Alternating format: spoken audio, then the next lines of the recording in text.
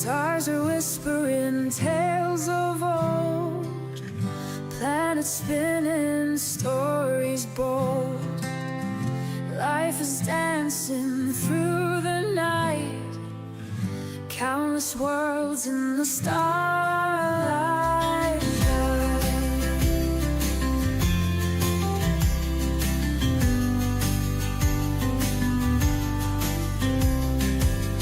Galaxies full of mystery, infinite in their history.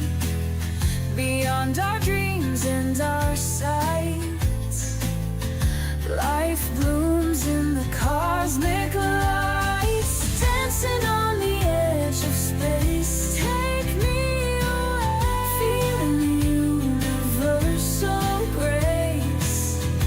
In the dark our hearts ignite, life across the endless night.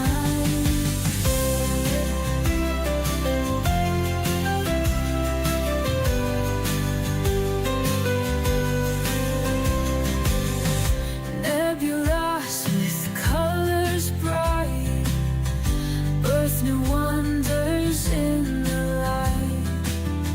Comets trail their sparkling tears, life endures through the years. In the silence of the void, every heartbeat is enjoyed.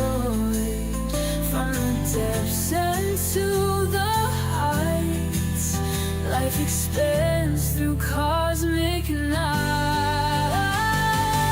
Dancing on the edge of space, and off we go, feeling the universal grace. In the dark our hearts ignite, life across the endless night.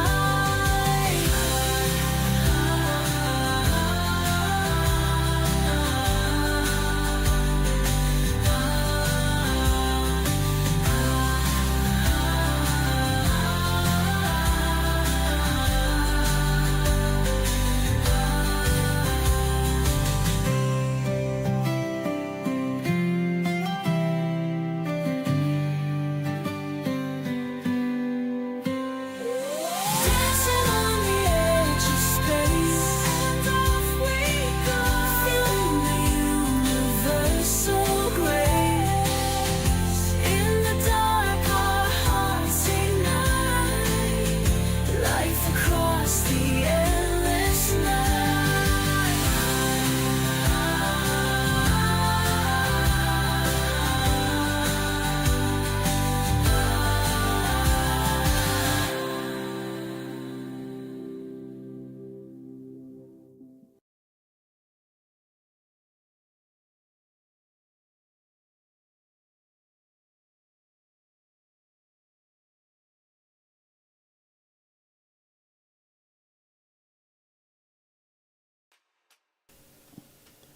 Hello everybody, how are you? Welcome to SkyTour live stream.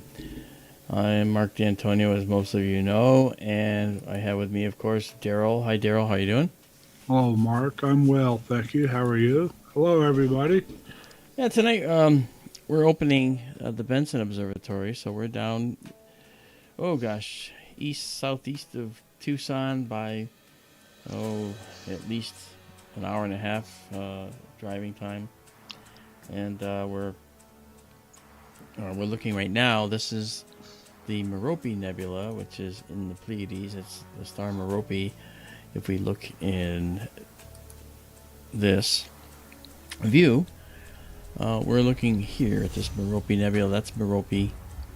Okay, Electra, Seleno, Tegeta, Maya, etc., Alcyone, and then Pleione and Atlas. Okay, those are the main stars. Okay, and then there's at least 1,000 stars in the Pleiades cluster. I've always said that. I read somewhere the other day, they say over 3,000 stars now. Oh, maybe they've upped the count, yeah. Yeah.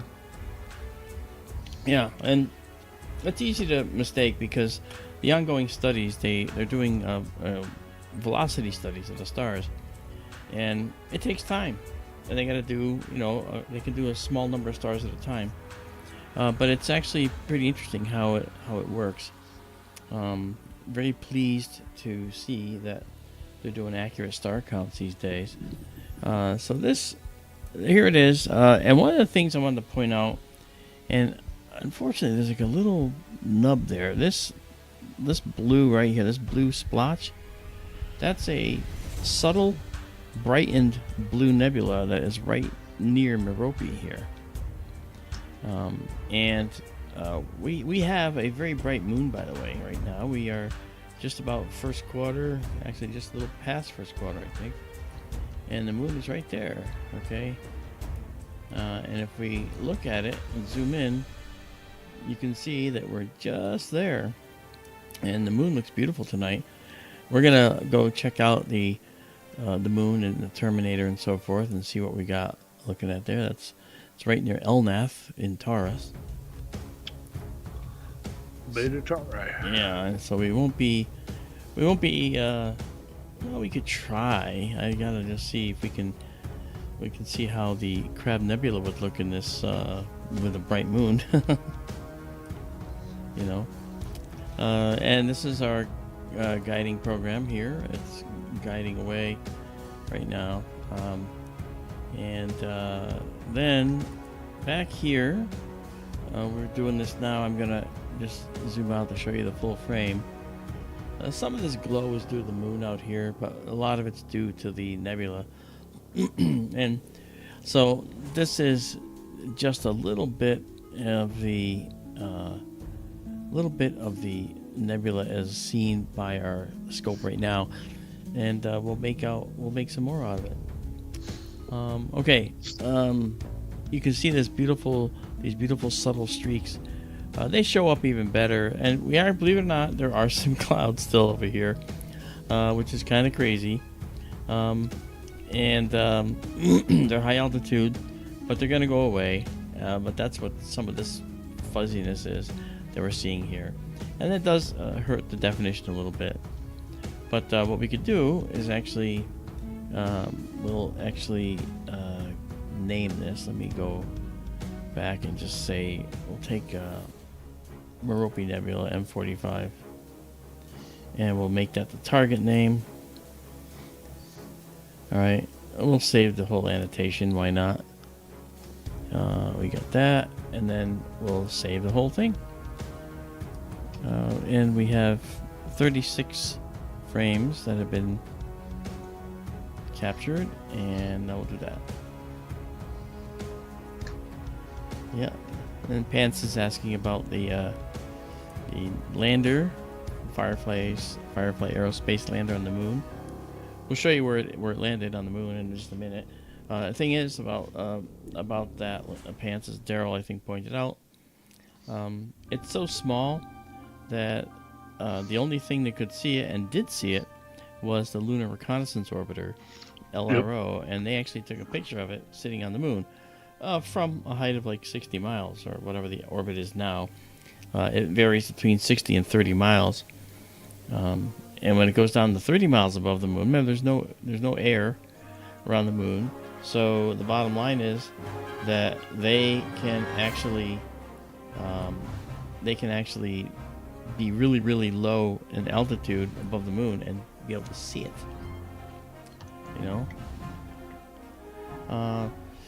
So we're gonna pop out of this. We saved it. I'll save it one more time, and I will save it exactly as seen, so it'll go to the directory that you can get to by going to skytourlive.org right here above my head.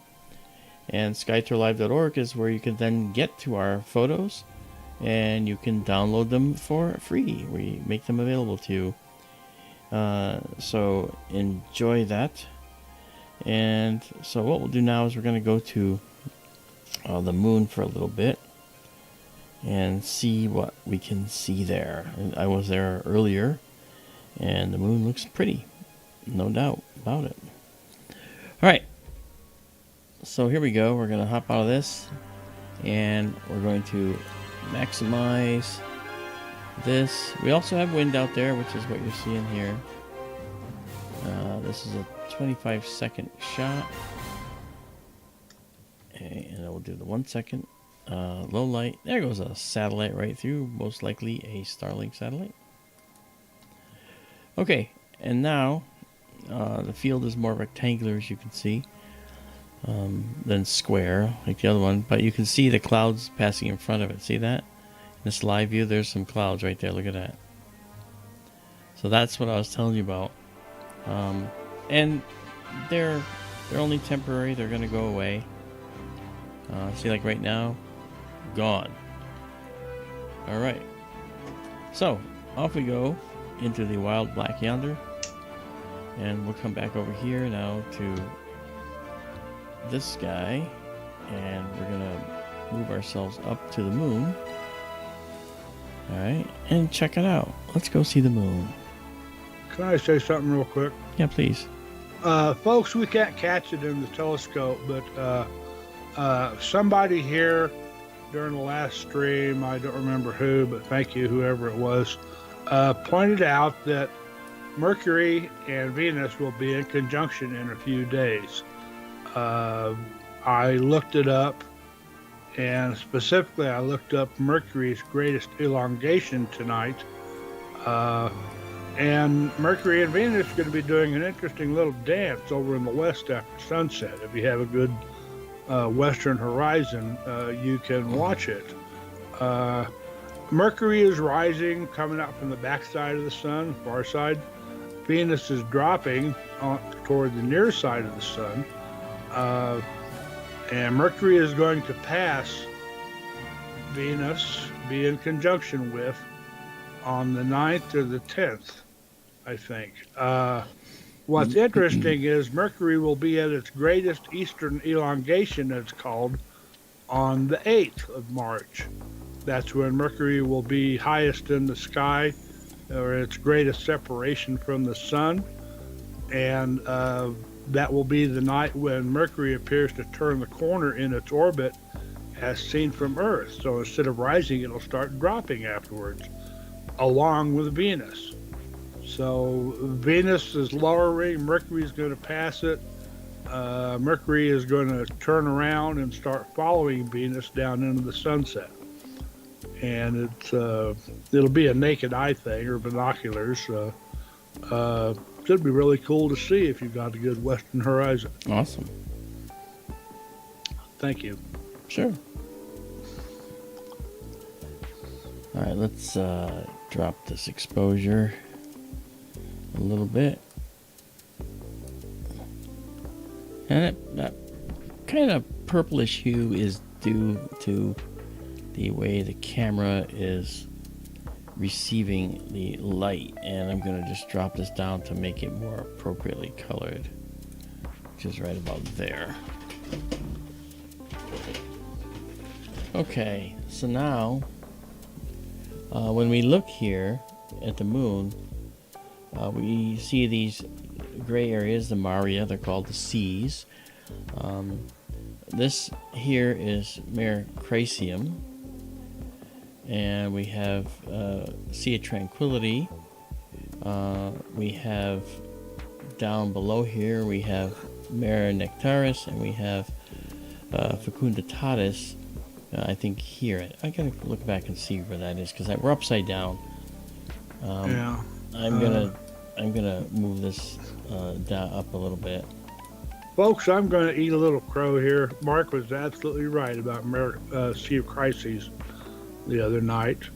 The orientation of the camera and the complexity of the view on the LRO quick map, and my stubbornness didn't see Mare Nectaris, Sea of Nectar. That's Mare Crasium up at the top left. Right here. Tranquility just to its upper right. Right here. And Serenitatis. Serenitatis. And then down here we have Fecunditatis. Oh, wait a minute. No, sorry. I went the wrong Nectaris. way. Yeah, yeah, Nectaris, the one I've been talking about. Yeah. And that's yeah, Serenitatis is actually, let's see, let's go. We're getting clouds passing over the moon. See that? Yeah, but anyway, the thing that's interesting is we like to look at the Terminator when we look at the moon, because that's the most interesting part, you know. So what we're going to do is we're going to kind of move over to the Terminator and kind of go through where things are. And by the way, the Firefly Aerospace lander is here in Merope, right there. Okay, that's a big area. Okay, as far as exactly where it is, I'm not sure, but I do want to point out that the Messier craters are very, very nicely showing tonight. If you see that ray, that long ray we talked about last time, there's two craters right next to each other that either could have been from a bounce and then a slam into the moon, or a break apart and two hits. That's actually still unclear. Well, you might remember we were exploring the moon with the LRO Quick Map once. Yes. And we dropped right into Messier A and B. We did, yeah. And followed the ray. And it looked pretty clearly like, the second crater that the impactor, the asteroid, whatever, really dug in at the far end of the crater. And, I mean, you could almost visualize it pushing the ray out in front of it. Yeah. It really made a plow. But it was such a low glancing angle that it shot it literally hundreds of miles in the moon. I mean, it literally extends way farther than what you see here. It goes all the way out into here, you know. I do want to take a moment to say hello to the folks that have joined us. I want to say hi to Tiffany Echo. Hi, Tiffany. Will I see you at Contact in the Desert with Michael this coming May 31st? And then we have Carl Becker's with us, okay. Pants has joined us. How you doing, Pants? And again, like I said publicly, thank you for pointing out that our date was off. I have since fixed that. And as far as that goes, that's a little application I had to run. Star Voyager's with us. How you doing, Star? Good to see you. And Donald Kunzer's with us. You know, Daisy and Zoe Amethyst have joined us as well, and they're so good. They're always here. It's great to see them. Okay, and sometimes Lane is with them. Right, there goes some clouds in front of the moon right now. Yep. All right, and so we have Sally Forth with us. Nice to see you.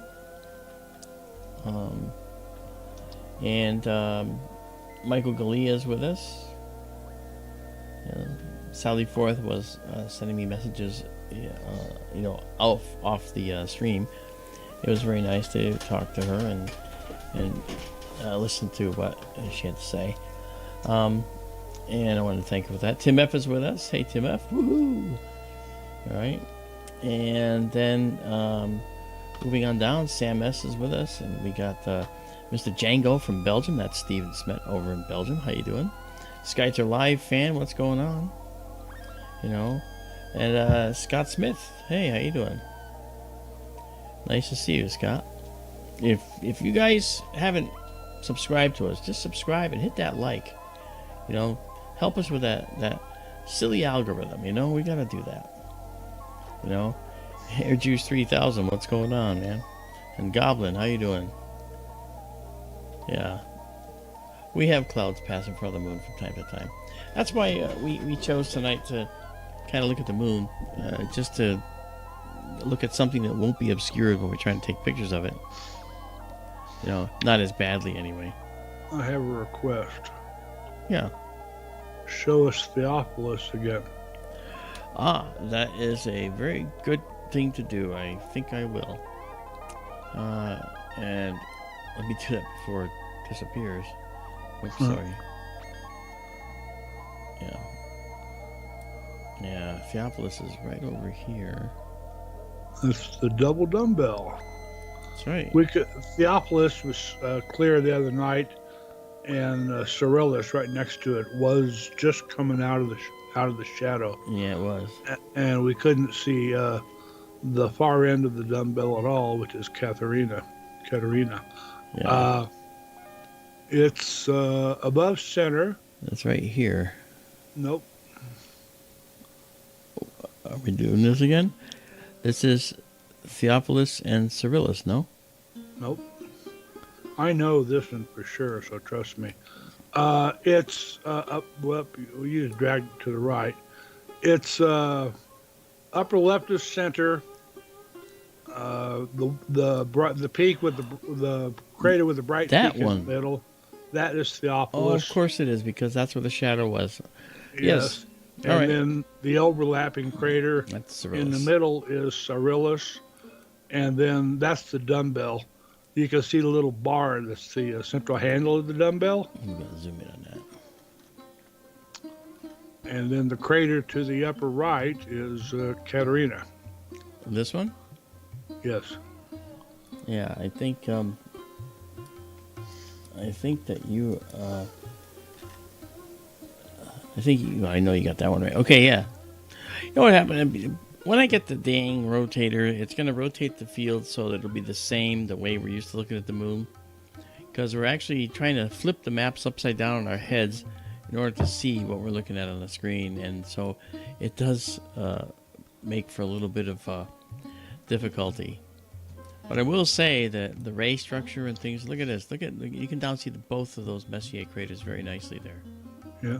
Look at those two craters. Yeah. And this one does look like a shallow pit, and this one looks like it's had an impact. So, that dug in at the far end, you know. Now, what's interesting about light clouds is sometimes they actually act as a bit of a filter. And you get, some fortunate seeing, which is weird. Obviously, you want to be without clouds, but sometimes they conspire to work for you once in a while. You know, hey Rockstar, how you doing? Here Juice 3000 says, is the monolith of Phobos real? Actually, the monolith of Phobos is one that I have actually looked at rather extensively. And the monolith of Phobos is a shadow of a rock that's on the surface of Phobos. Now, Phobos is small, and so the surface falls away from an object sticking off the surface fairly rapidly. So shadows tend to be made to look much longer than they are. And so when we look at Phobos and we see this very, very tiny little asteroid that was captured by Mars, we see this thing sticking up, and because the light was almost in the what we might call the sunset position on this rock on Phobos, it had an extremely long shadow, and that gave rise to this monolith theory. And the monolith itself doesn't really exist. It's actually not a monolith. It was part of a shadow. I remember analyzing this for NASA's Unexplained Files years ago. And they actually made models. For that series, I was able to make some physical models in my special effects shop, and we'd show them with different lighting so they could see how it actually works. For the current series I'm doing, The Proof is Out There on History Channel, they don't do any of that. So I have to be a little more creative in what I say and how I show it. And you are looking also, even though the moon, you see the telescope right here, it's pointing up into the upper left here. All right, the telescope pointing up there, and this of course is a digital representation of the telescope in the building. That's very important because that helps me figure out if the equipment hanging off the back is in danger of striking the pier, because it could. We just have to be careful about that. So that said, when we look at this up close, you'll notice that the turbulent air cells are causing the moon to actually look kind of like it's shimmering. And this is what you'd see in a pair of good binoculars. If you had a nice pair of 20 by 80s on a 20 by 80 millimeter binoculars on a tripod, and look at the moon, you might see it shimmering like this too. And so go ahead. if you look at the sea there on the left, uh, you see the lower part of it has got kind of a blue tint to it. Comes and goes. And then above it's a little bit lighter and a little bit browner. That's real. Those are, some people are into taking very overexposed, many exposure shots of the moon, and it really pumps up the natural colors of the moon. Yeah, we can. And those are different elements. Yeah, this is a stack I'm doing right now of the moon. And I did one earlier before we started, and the earlier stack, you can actually see in the stack the colors were actually coming through. Yeah. And you have to have a stack in order to really see the colors, I have to say. So let me drop that out of the way. Well, a good moment to see them. They show up a little bit right there. Yeah, you can see them. Yeah. They do show. Some of these exposures, these other people are doing, they're crazy, pumped up too much, where it's kind of a lurid looking image. Yeah, they're just trying to, as you know, they're trying to make the image look as colorful as they can to make the point. But you're right about that. And there's an image out there touted to be the best color photo of the moon ever taken, and I'm sure you've seen it, Daryl. And that image, it just looks too bright and too much color. Yep. I don't like it. Now it's actually raining at the other observatory right now, which is 220 miles from this one, so that's why we're not doing the other one. But tonight would have been a good night for us to back out and put this in as much of view as we could, and then take a picture from here and from the other telescope and see if we can detect any differences across the 220 miles in terms of the view angle, the instantaneous view angle at the same time, so that we might actually be able to produce a 3D image of the moon. 200 miles is enough to generate some three-dimensionality. So we want to make an anaglyph image of the moon. And that'll take some doing, but we'll get to it. We might be able to zoom in, Daryl, on the same spot and do the same location from two different regions. That might be good. Can you follow the Terminator up toward the upper right? Yeah, that's a little bit. Yeah. You see some really cool things along the Terminator, folks. We're heading south now. It changes night by night and hour by hour. Yeah. That crater down at the lower left edge, right now, you see it's got a central peak that's lit. This? Yes, that right there. If we had caught that a few hours ago, we might not have seen. The floor of the crater is getting illuminated now, with the peak brighter in the center of it. Mm-hmm. We might have only seen the peak itself sticking up into the sunrise on the moon, and wouldn't have seen the floor of the crater at all. And you see all sorts of stuff like that along the crater. Up toward the farther toward the upper right, I see one peak sticking up in the dark. Up to the right, Mark. I'm going. Upper right. Stop. Straight down. That? Straight down. There? Right, that right there. That might be. Yeah, that might be. We see the same thing here in Colorado in the morning in the mountains. Yeah. When the sun rises, the peak is the first thing that illuminates, and it's still dark down below here, down in town. That's right. Because the mountains. You're right. That's fascinating. I was hoping we'd see Clavius and Tycho. I know. Guess not quite yet. Yeah. Actually, I could see some of the rays from Tycho already, I think. Kind of lines extending out. Here? Yeah. Yeah, I saw those too. Yeah. The Tycho is, oh gosh, it's, let's see, this is Stoffler crater right here, I think. Maybe. I think that's that might be Stoffler. Maybe not. Yeah, I think that's Stoffler, and yeah, so that's Stoffler crater, right? And where Tycho is about here. It's right about here. So you can see where those lines are coming from, these rays. That's coming from Tycho.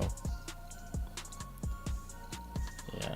One reason why I can't keep all the lunar features straight is there's so darn many of them.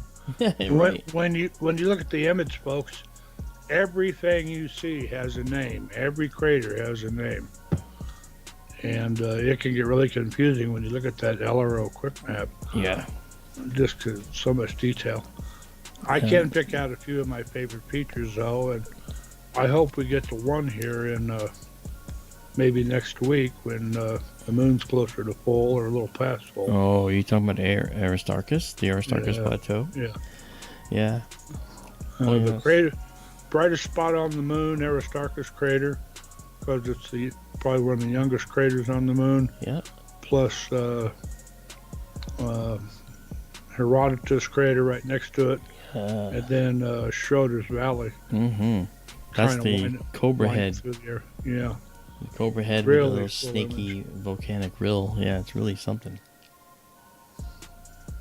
I like this set of craters right here, these three. And it's actually a very interesting looking area. I have to... Oh, man.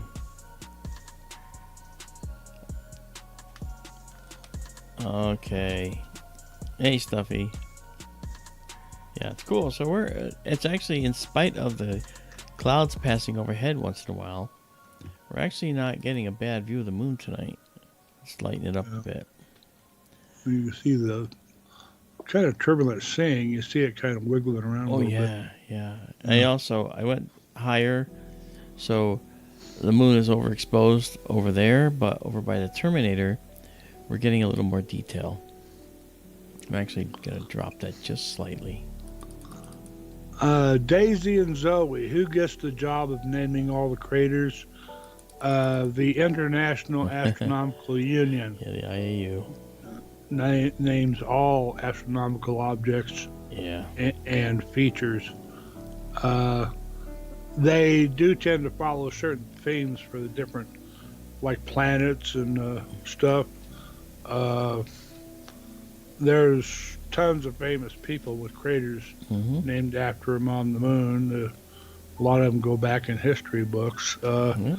There is a crater named Picard on the moon. Oh, we pointed it out. It's in Mercrasium, isn't it? Or is it Mernectaris? I forget where it is. Yeah. But it's not Captain Picard from the Enterprise. Correct. It's there was a historical French astronomer named Picard, if I remember correctly. Well, there was an oceanographer named Auguste Picard who went to the bottom of the Challenger Deep. First one to do so, and so it could be named after him. This crater here is called, this one here is called Curtius. That looks like Curtius, and then I don't know the names of these two. I have to figure them out, but they're right next to Curtius. And it's Curtius, all right. So really cool. And so exploring the Terminator, if you have a telescope, guys, exploring the Terminator is literally among the most fun things you can do, because it's the best view of these craters you're going to get. And actually just the one side of the Terminator is actually the best view you're going to get. Yeah. You know, because we have a little bit higher sunlight, and you can actually see to the bottom of the crater. You know. And one thing to note, before full, we're about first quarter or just past right now. Yeah. You're seeing the sunrise line on the moon.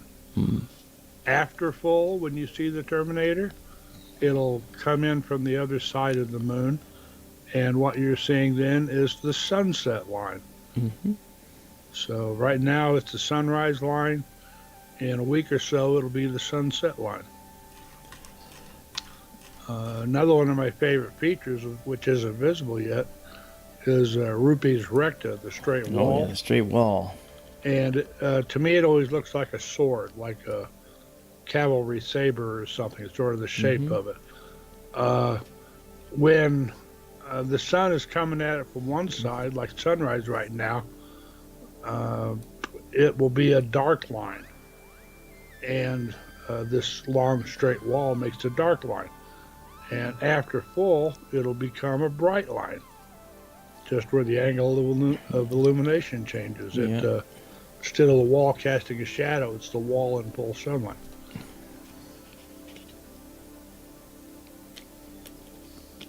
Absolutely true. Moon changes every night. One of the coolest things I ever saw on the moon, I couldn't tell you where it was, and this was in my big binoculars I have, the real big binoculars. One night, I saw it looked just like the Batman signal. Just, the Batman, the head and the shoulders, sitting right in the middle of the crater. Wow.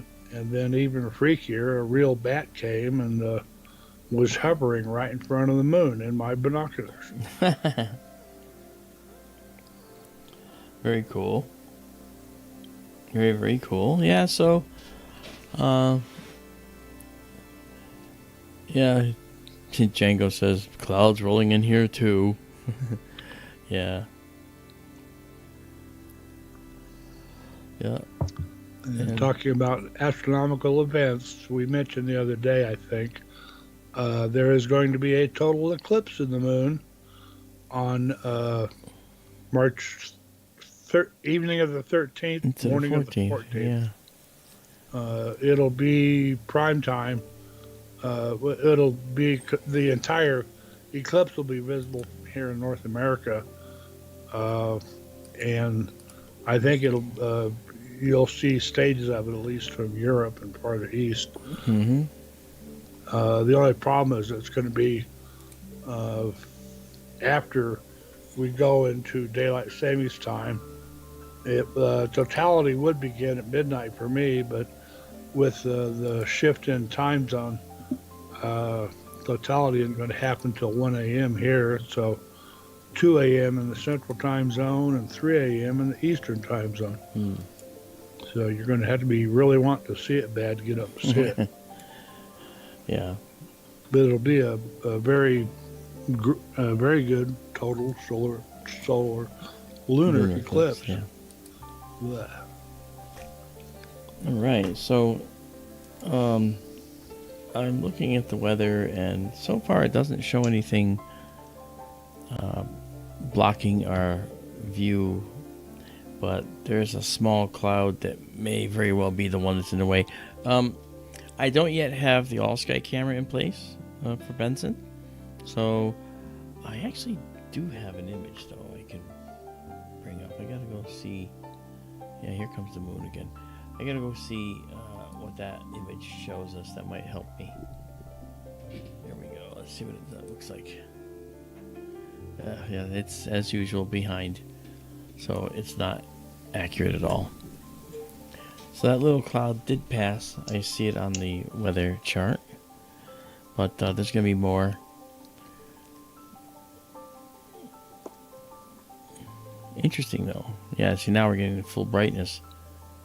So we've been looking at it through clouds the whole time.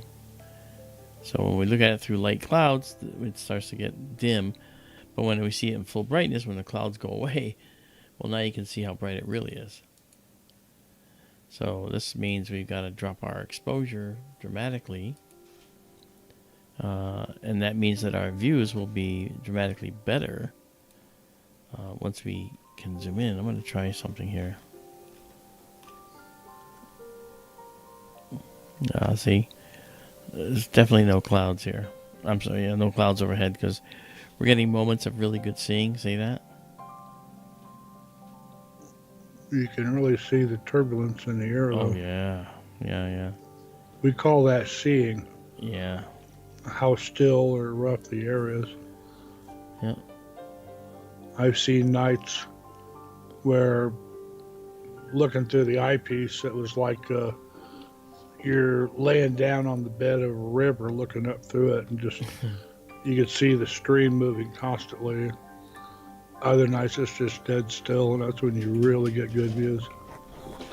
Yeah, it was dead still the other night when I took pictures, but then I actually took pictures of the galaxies I took pictures of the other night, the M81 and M82.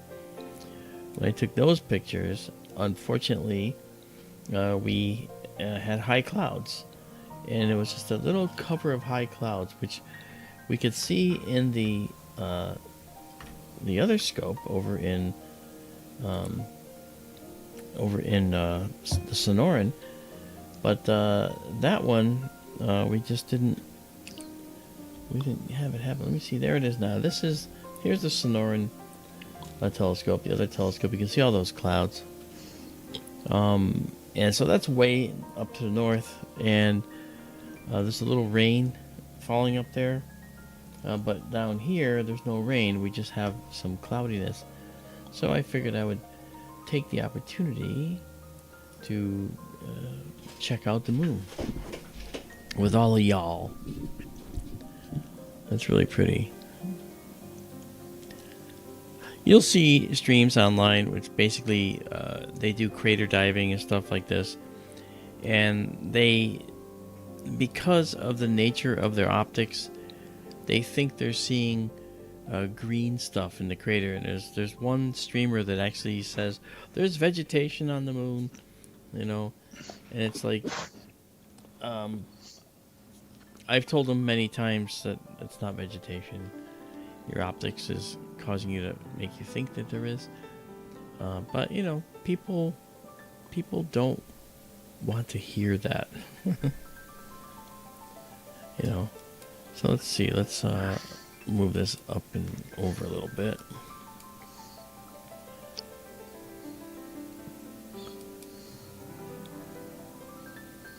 Okay, go this way. How about this way?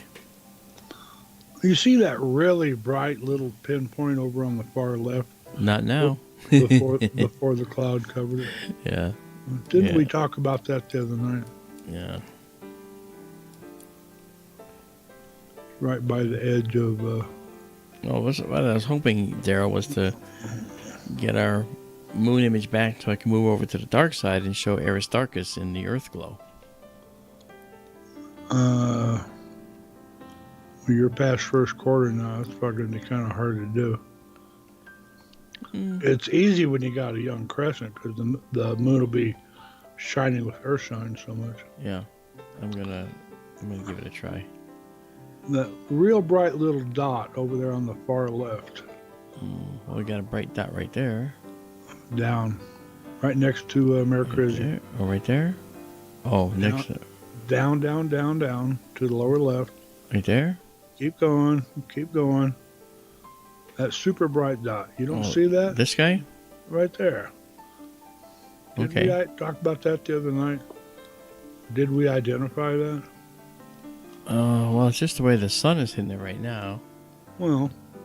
Yeah. Well, it's right next to Merope, like you said. And you see rays. Rays sticking out into Merope from that crater. Yeah. Kind of like 2 or 3 of them in yeah, I see it. Yeah. V-shaped ones. Yeah, they're actually there's a fan of them in here. This way, we can see these, but there's a fan going that way. But yeah. Yeah, this telescope is delivering everything as promised. We wanted to make sure we could really do some beautiful views of the moon, and we are. Let me do something here. Let me try something else. Wrong way, Feldman. We got the rotator on order. Sam says somebody hit the mute button. Really? Can you hear me? I hear you. I hear you. You're broadcasting. You are broadcasting. Oh, maybe he's talking. It's not the music. The music is still here. Here's the music. Okay. Now we're still broadcasting. I think Sam hit his mute button. Yeah, check out your equipment, Sam, because we're broadcasting fine.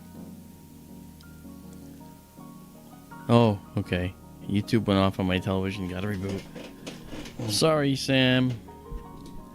That's Sam Shimati. He's really cool. Alright, let's just do one more thing here. I want to try one option here. I want to do this. Wrong way. I'm going to do this. Go here. And then down here. Okay, let's try something now. Okay, I'm going to increase the exposure dramatically. We're going to go to 2 seconds of exposure just to see. Okay, not enough, but I'm going to back us out a little bit. Take us back. Oh, I want to bring us somewhere else. Hold on. I'll do 500 milliseconds for now. Alright, how about this guy?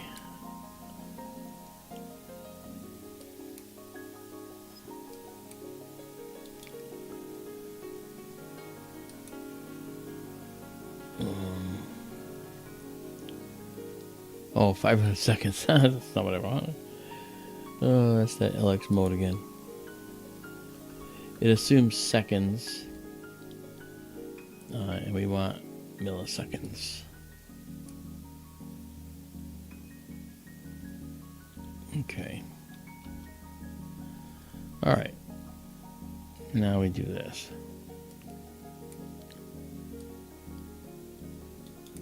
Okay. Alright, that's the top.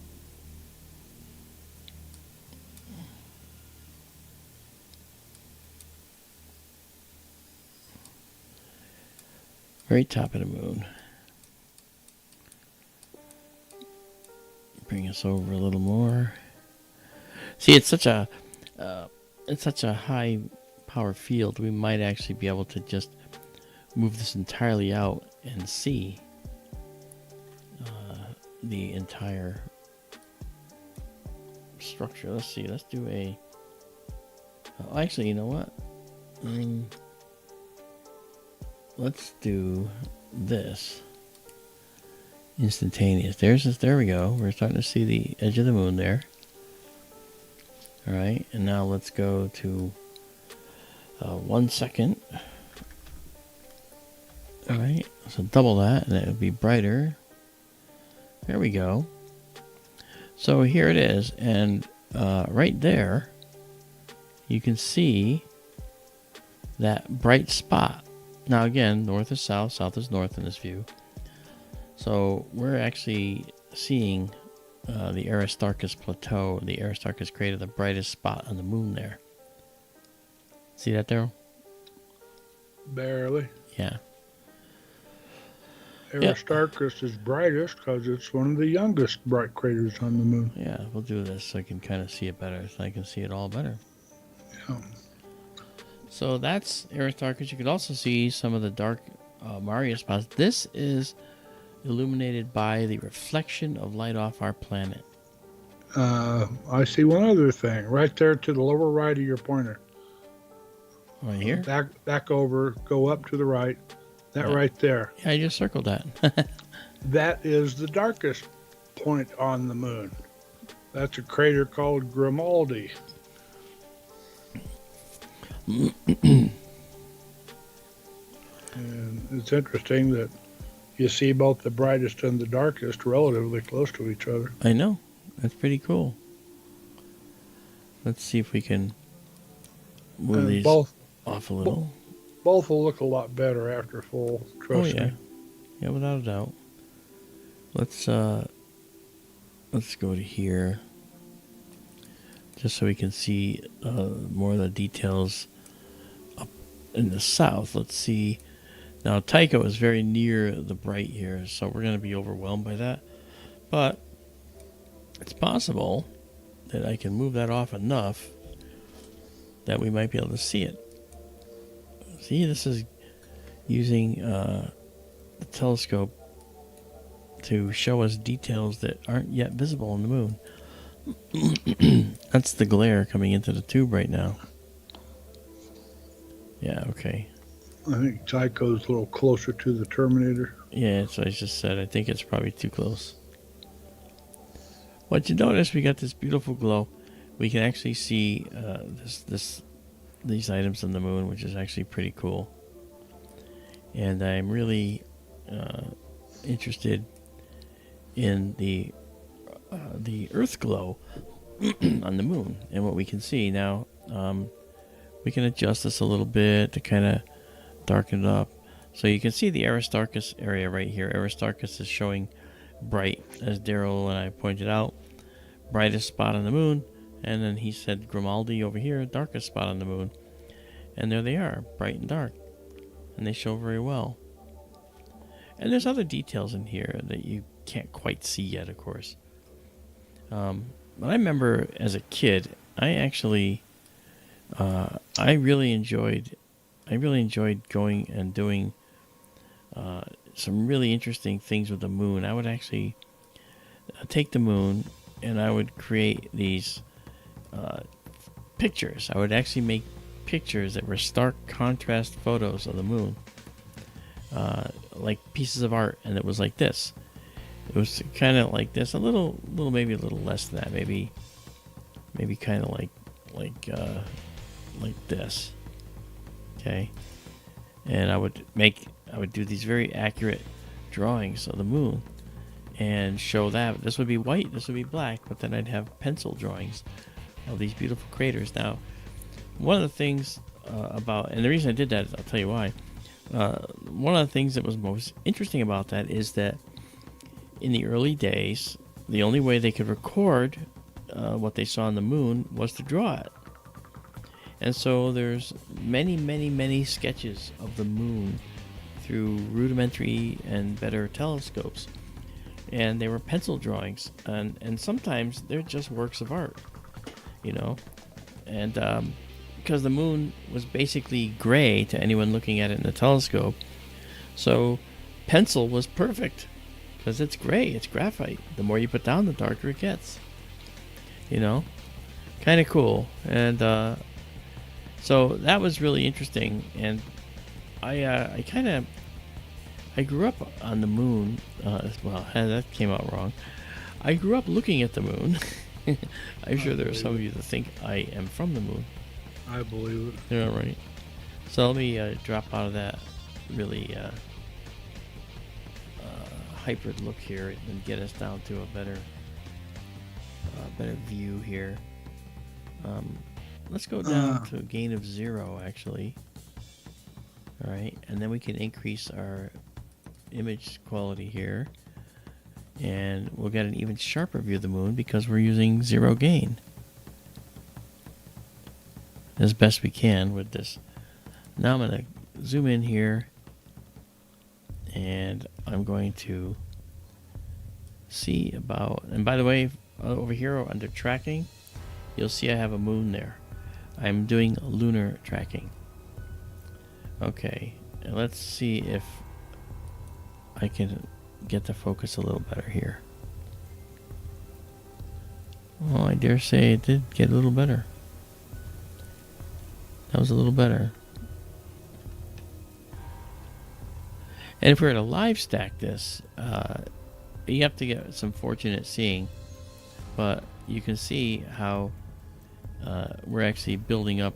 Like we have 12, 14, 15. Of course, we have clouds passing over.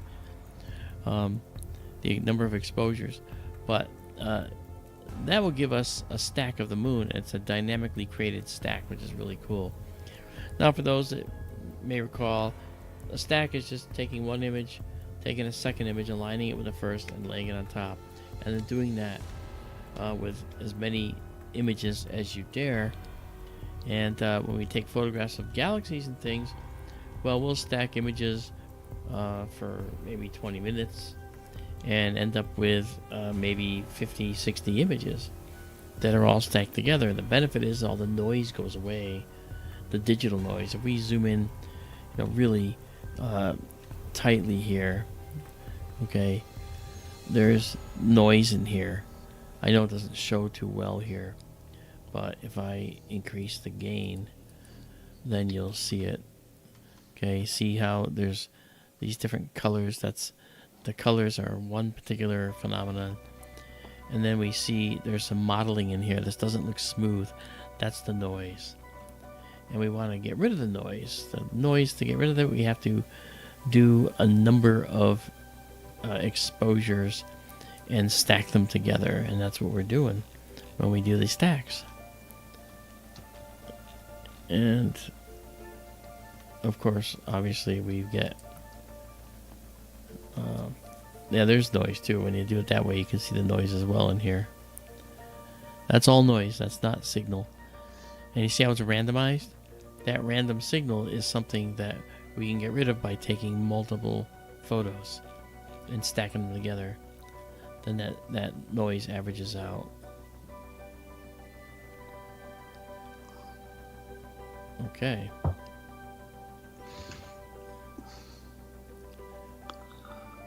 Let's go see where we are with the clouds. Speaking of eclipses, though, Yep. 2 weeks after the lunar eclipse, there was a partial solar eclipse. Ah. And I had to go back and look. It's not going to be a good view from the U.S., mostly. I think maybe the most extreme northeast may see it. Okay. I forget. I'll have to look it up. When I get the info, I'll pass it on. Okay. Thank you. All right, we have a cloud passing over right now. No rain, just clouds. And so let's go see our other one. Oh, see, it's coming back. If you go look at, Sonoran, look, all clouds. And the brightening you see in the middle of the screen, that's the moon through the clouds. All right, so bring back our guy here. And there you are.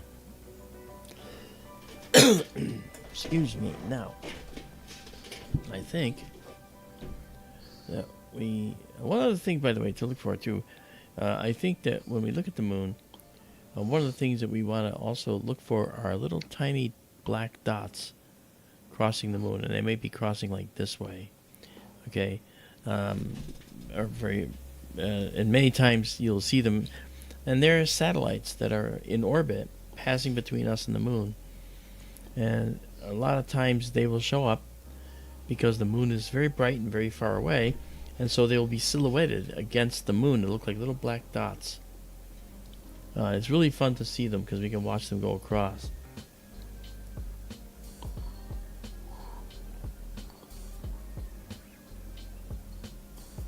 Since most satellites move west to east in the sky, your current orientation, they'd come from upper left and move down to lower right. Yeah, so let's think this way.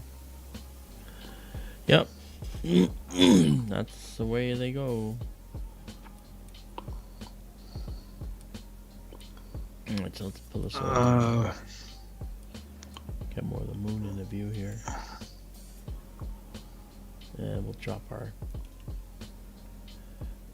We will do this. We'll drop our exposure. There we go. That's more realistic. Hello there, Michael Hedrick. How are you? Nice to see you. Hello, Hein. Hein Sherry is with us. Raul Bobadilla, how are you, man? Raul Bobadilla.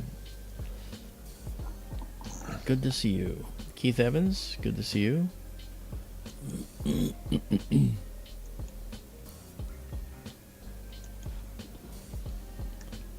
And these mountains that Michael Hedrick is saying he really likes right here, you'll notice the curve. Well, that curve is the result of the impact that created this basin. Okay.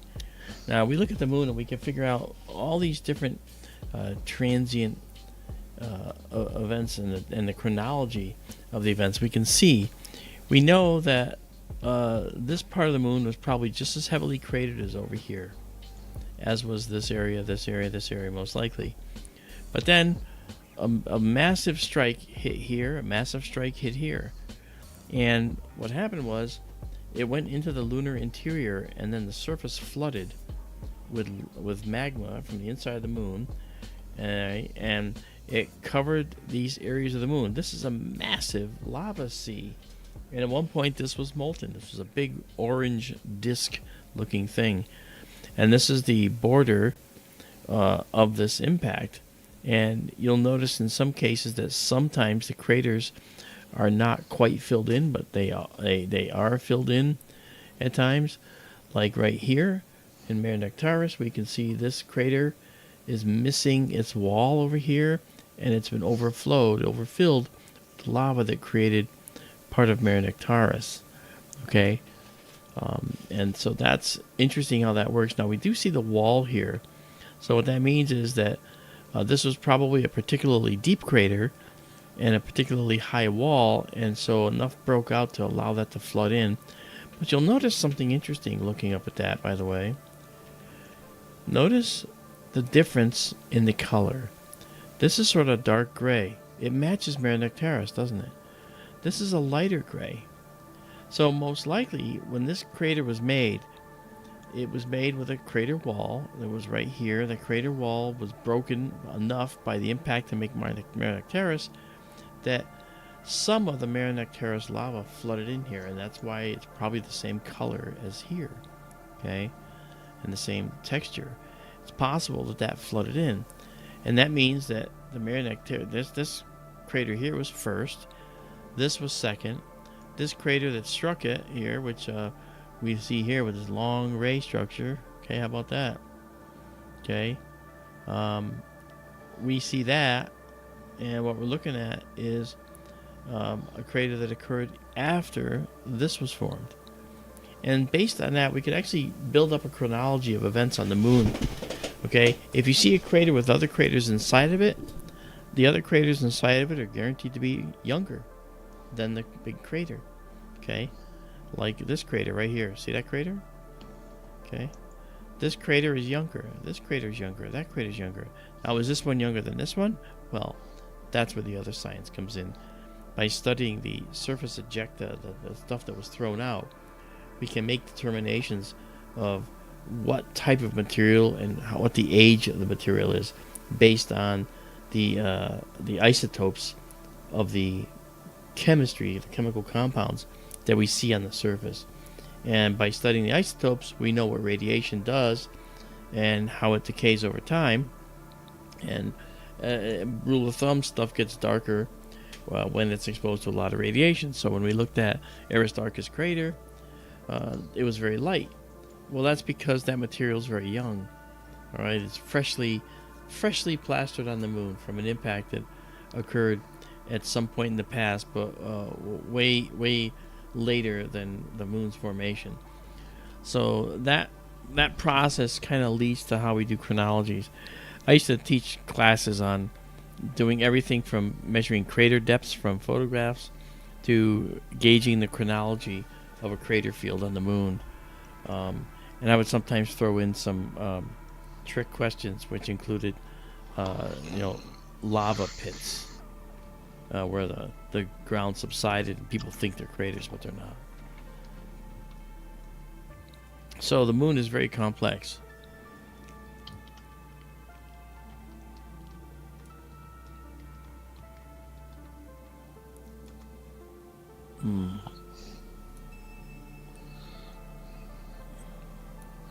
Hey, Paul Atreides, how are you? Paul Atreides, do you think that the interior of the moon may still contain some molten material? That's an excellent question, and has recently actually been answered to some extent. The answer is yes, but it's nowhere near what it was once thought to be. You may have heard how the moon rung like a bell when, a rocket body hit it, and the uh, seismic waves just went back and forth through the interior, hit the underside of the far side, and came back. Okay, that reflected sound wave is why the moon seemed to ring like a bell. But it wasn't because it was molten inside. It was actually because it was mostly solid inside. And later studies have now shown that the moon is probably more solid in the core than we thought. And so there's a molten core, semi-molten core, but beyond that, it's pretty much solid and not molten anymore. It's still warm in the interior, but not like it was. And the core is made of radioactive materials, which keep it warm. Roy Batty, there are tunnels on the moon. They're called lava tubes, and they tend to run just under the surface. Yeah. There were lava used to run from volcanoes. And some people say the lava tubes would be ideal habitat candidates on the moon. If they could go in and, close them off on the end or something, and something as simple as like shock creating from mining, if they could go in and, paint the walls of the lava tube to make them airtight, that would be ideal places to live underground on the moon. Yeah. One of the concepts that I'm very familiar with is what I call the inflated tat. Now, Bigelow Aerospace and other aerospace companies have been working with concepts to create inflatable habitats on the moon that are extremely rugged. I watched a explosive test on one of these, and they had to go up to many times the pressure inside that a human could even survive before the actual shell burst. And these would be ideal places to put these inflated tats inside these lava tubes, and they're easy to deploy. You could drop them to the moon, throw them in the hole, and then you could actually instruct them either robotically or physically to inflate, and they'll have self-inflators. They'll inflate to their full size, and they have built-in airlocks and all that stuff, and access hatches, and you just go on in, and now you're in an oxygenated environment. All right, and you're still at 1/6 gravity because that's what's on the moon, and obviously you're gonna be subject to that. But these inflated tats are probably the way it's gonna work. And then what you do is you link more than one together. You can link the airlock of one to the next, and the next, and the next, and you have a collection of these in a lava tube underground. Now, we know about lava tubes here in Hawaii, right? On the Big Island, there are lava tubes, and what happens is when lava flows through the ground, it'll eventually drain out. It'll eventually be done. But the whole time it's flowing through, it's making a hard shell around where it's going through. So that area narrows like a blood vessel. And the area narrows. And the hardening of the arteries in a volcano is the walls of that lava artery getting blocked with more and more stuff. And so that lava tube will get smaller and smaller in diameter. And then finally you got this massive amount of rock all around you, and a lava tube inside that you can hollow out and actually get rid of the sharp points and put an inflated tat in there, and boom, you've got yourself a lunar habitat. Under the surface is ideal, as Daryl was pointing out, because the moon is, of course, bathed in sterilizing ultraviolet radiation. And you know what? That ain't good for us either, right? There's not a whole lot of sunblock you can wear on the moon that would stop this stuff from, destroying you in a very, very short order if exposed to it, even in an inflated tat on the surface. or unless you had ultraviolet blocking material in your inflated hat. So the bottom line is that underground, the soil, the lunar regolith, as it's called, will protect you from this ultraviolet radiation. So that's why, as Daryl pointed out, these underground habitats would be best suited inside one of these lava tubes. And right now, it's looking a little like we got some high clouds that are making it tough for us. But let me see if I can play with the focus. It's really bouncing pretty bad. I'm gonna wait for the clouds to finish because, yeah.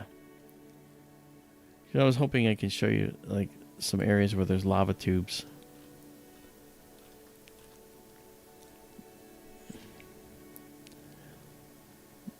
I will say that this is really a very, very nice, a nice view of the moon that we have here. Theophilus, Cyrillus, and Katerina there again.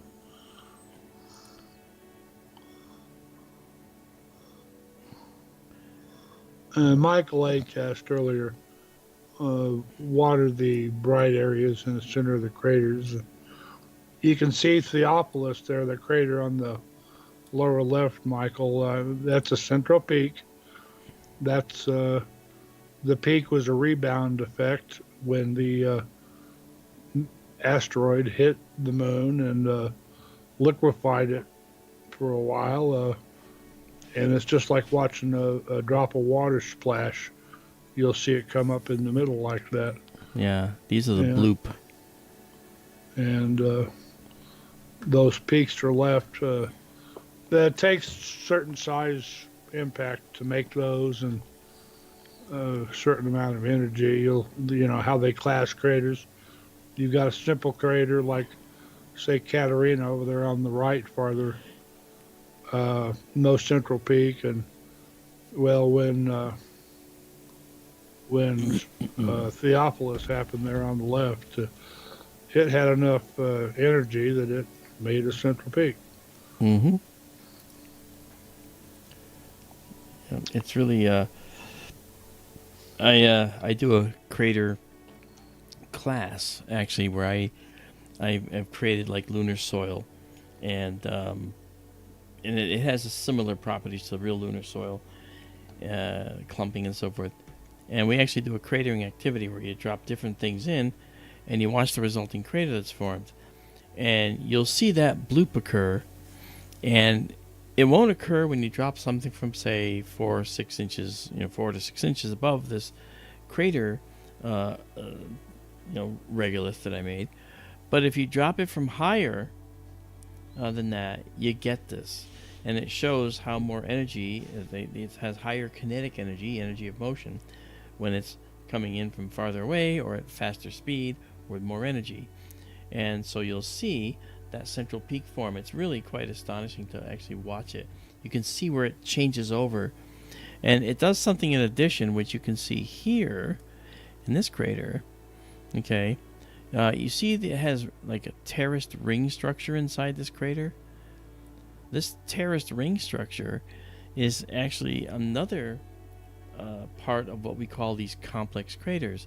Okay, this is a simple crater right here. It's just a bowl depression. Okay, this is a simple crater. Okay, less energy, and they dig out bowls like this, like that one. Okay, a little higher you get these complex craters. Okay, and these complex craters will make a central peak at the very least. And if there's a little more energy, they're going to get concentric rings formed, like in Copernicus crater, which we haven't seen. Okay, but you'll see these terraced walls here. That's from the literally stupendously colossal amount of energy of an impactor hitting the moon at many tens of thousands of kilometers an hour. So many kilometers per second. So it does actually depend on the speed of the attack, of angle of attack. speed of the meteor and the angle of attack. Angle of attack, the angle to the surface. And as I mentioned the other night, you'll notice the craters are mostly round. The low energy impacts, like over in, let's see if it's right here, yeah. Can't really tell now because we got some light clouds.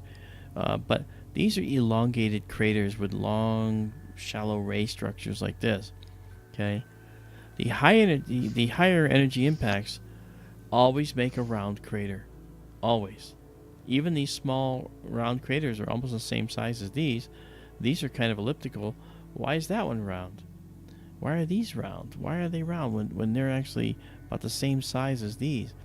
Well, the reason they're round is because the amount of energy transferred to the moon, independent of the angle of attack, will always make a concentric burst underneath the impact spot. There's a vertical component that splashes out in all directions. And I use the skipping stone analogy on the lake. You throw a skipping stone and it goes ding, ding, ding, ding. Everywhere where it's doing those ding, ding, ding splashes, it's making perfect circular splashes all the way across the lake, even though you're throwing it in a shallow angle. But the last one, just before it runs out of energy, what's it do? It slides on the surface of the lake and then it'll sink. That's the equivalent of thinking about how an elliptical crater can be made versus a circular crater. Yeah, we got lots of cloud here, lots of high altitude stuff here. Look at it, it's dancing. You probably already answered this. Jorge Cortez said, "Are there still active volcanoes on the moon?" Oh, I didn't answer that. No, what? Go ahead, you can answer it if you want. I would say it's debatable whether, there's still enough volcanic activity left close enough to the surface there would be active volcanoes. There certainly were in the past. Yeah, for sure. And Jorge, to answer your question, in addition, with the latest study showing the moon being nearly solid all the way to the core, except for a potential semi-molten core, the prospect of volcanoes on the surface are rather remote right now. So we don't think that's possible at the moment. Now, there have been some incidents in the past where clouds of dust seem to have burst out of the moon. We don't know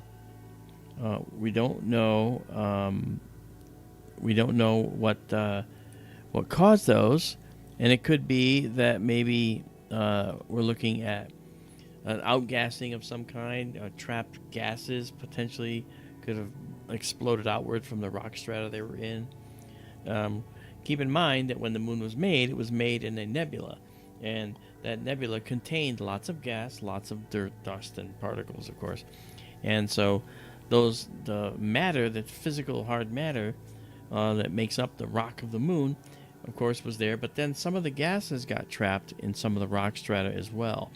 So maybe if one cracked from an impact or whatever, it could shoot out and maybe go through a weak spot in the moon's surface and head up into the area around the moon. So maybe that's what caused it. And Michael Hendricks pointing out this crater is very white. But let's try something, Michael. Let's reduce the brightness here. Okay, and now you can see that most likely it's probably not white. It's just a lighter gray, and it could very well be that it's reflecting the sunlight. Because look at this crater.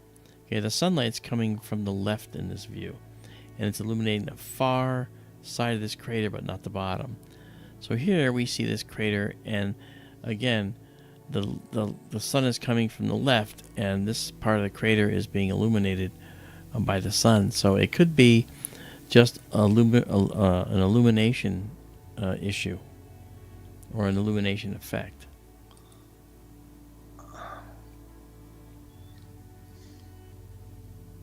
Okay, Goblin says, I'm confused, as usual. That's funny. I thought the moon was created by a glancing blow from another planet. Yeah, that's still the prevailing theory right now. So imagine another planet that was in our early solar system before Earth was Earth, Okay, and it was just this gigantic molten blob. Okay, because that's what's going to happen initially. And imagine this other thing hitting what is the Earth and breaking off a large, massive piece of it, along with trillions and trillions of other additional blobby pieces that ended up forming most likely a ring around our planet at one point. And then those would coalesce into the moon over time. And then once the moon started to harden and the molten surface started to cool, a number of things happened. There's so many things that happened, but I'll just summarize.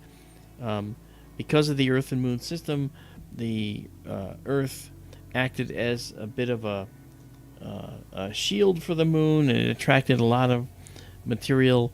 It also caused the Moon to be struck in its later evolution during the Great Bombardment Era, because the Earth's gravity well and the Moon's together were attracting lots of remaining dirt and not dirt, asteroids and so forth in the universe and the local solar system, and it struck the Earth, struck the Moon.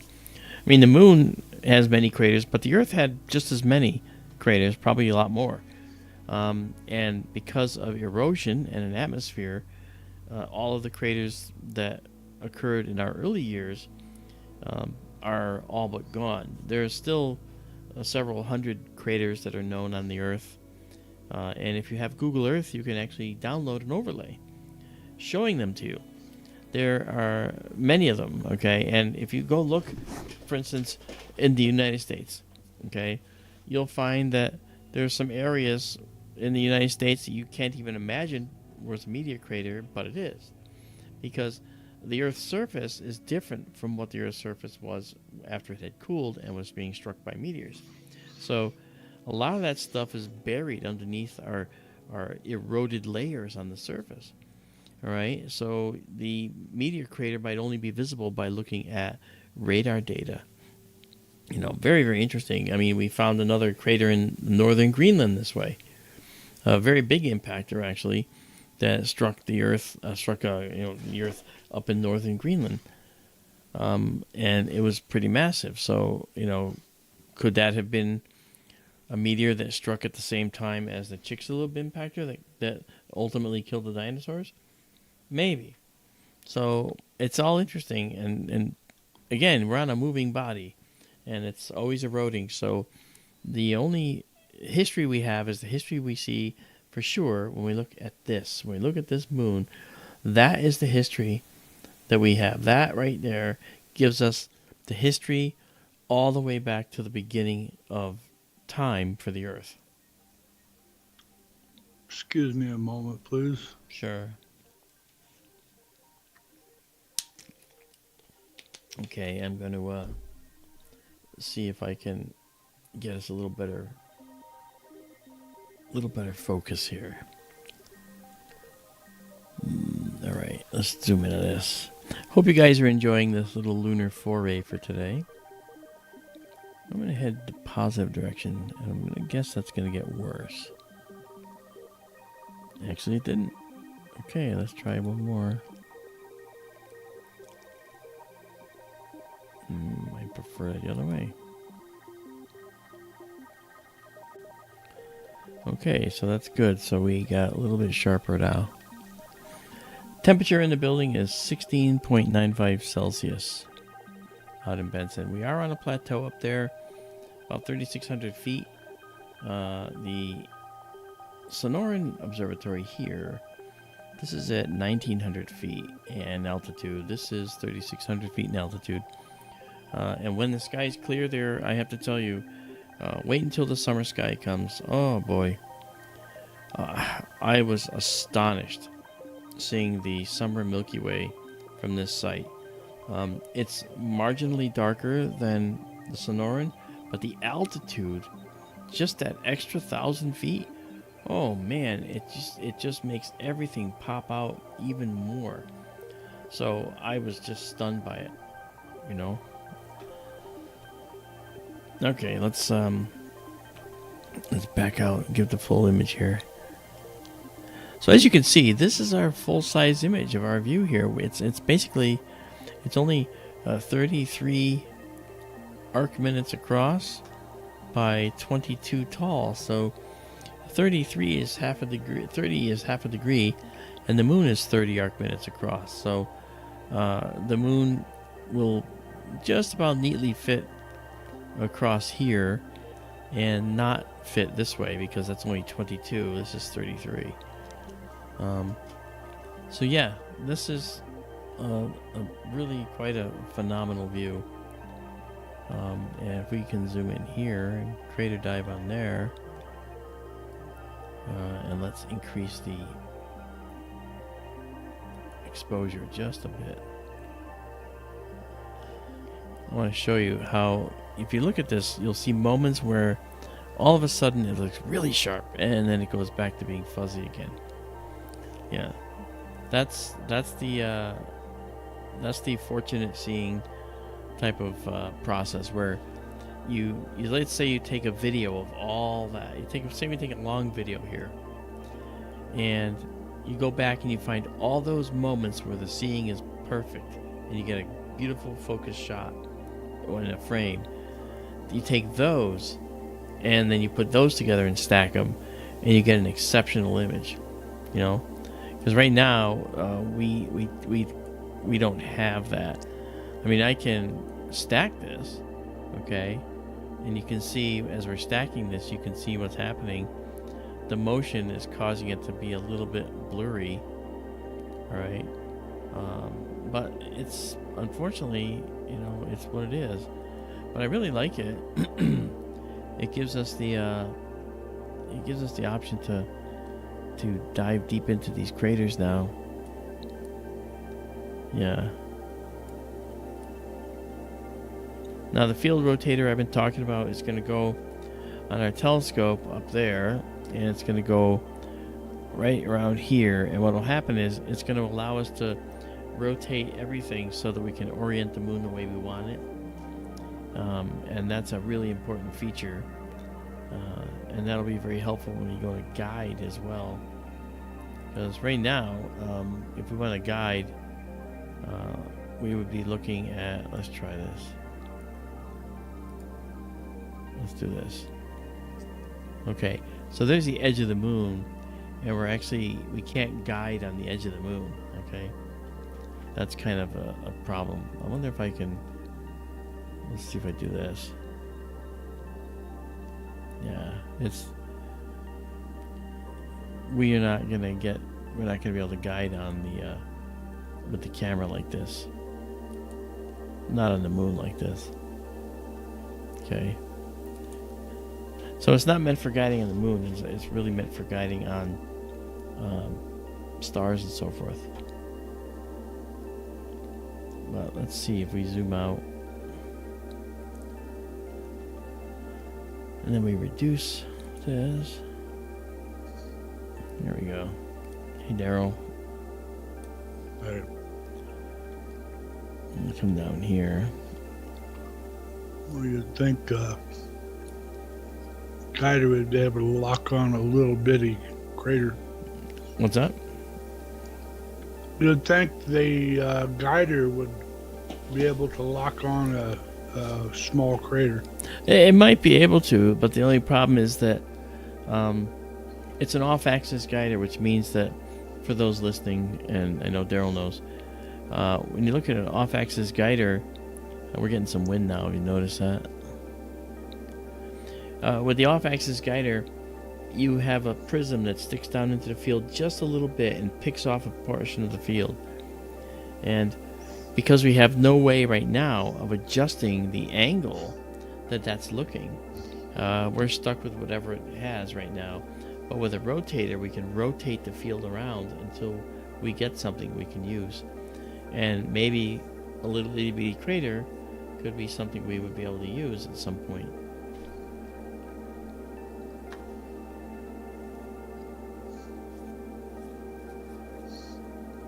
Paul Atreides asked about helium-3 on the moon and why it's more abundant on the moon than on Earth.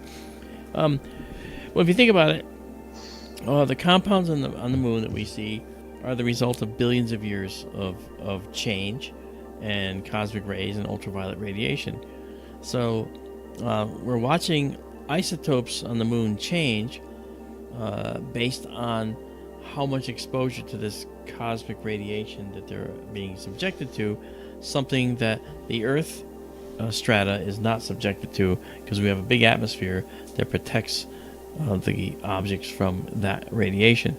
So the moon is kind of a little cosmic ultraviolet laboratory, cosmic ray laboratory, and we get these strikes on the compounds, and over time the compounds will decay into other isotopes. Okay, the atoms that are in the compounds, the molecules of helium, hydrogen bond compounds will decay into other elements over time, and that's kind of what we're seeing, and that's part of the reason helium-3, which by the way is a potential fusion source, fusion fuel, is so prevalent on the moon. Some of it comes from solar wind, does it not? Yeah, that's right. Exactly so.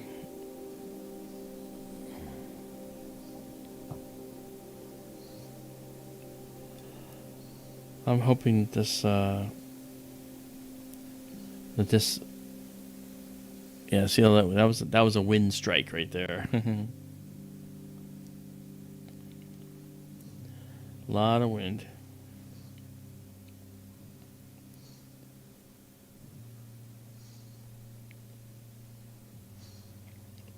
Now, following up on what Daryl was saying, yes, when you look at the moon's surface, we are seeing that the sun is sending a lot of helium-3 to the moon, and that is getting, of course, deposited on the moon.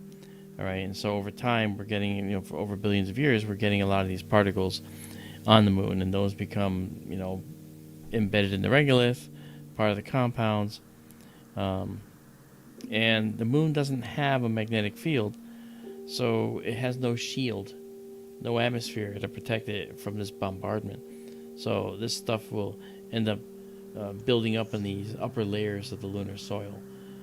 That's kind of the place where we'd expect to find it. So you can imagine a mining company coming in and just bulldozing the top layers of the lunar surface and harvesting helium-3 for their fusion reactors someday.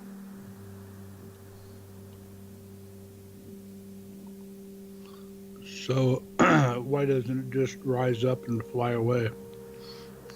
Because that's not how helium works when it's bound up with something else. It's clearly bound up with other compounds. So we have to extract the helium-3. It's not just floating on the surface.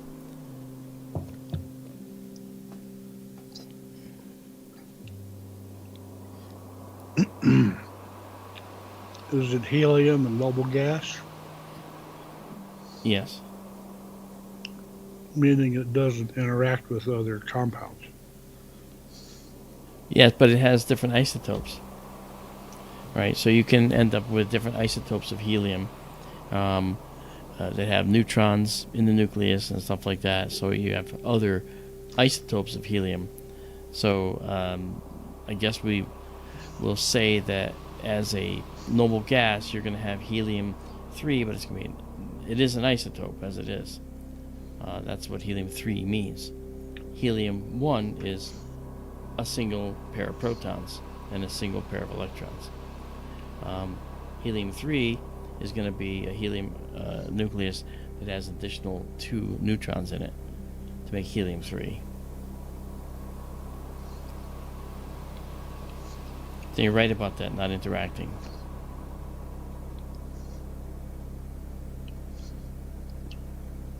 It's also helium-4. Yeah.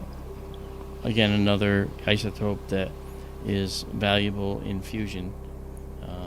Because, see, the moon, with the helium-3 on the surface of the moon, if we were going to make a fusion reactor, we have to make the helium-3. On the moon, it's already there, so we're kind of halfway to helium-3.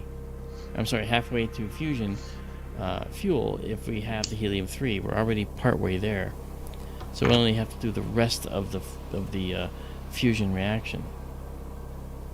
On our radio show, SkyTour Radio, I think you were part of it.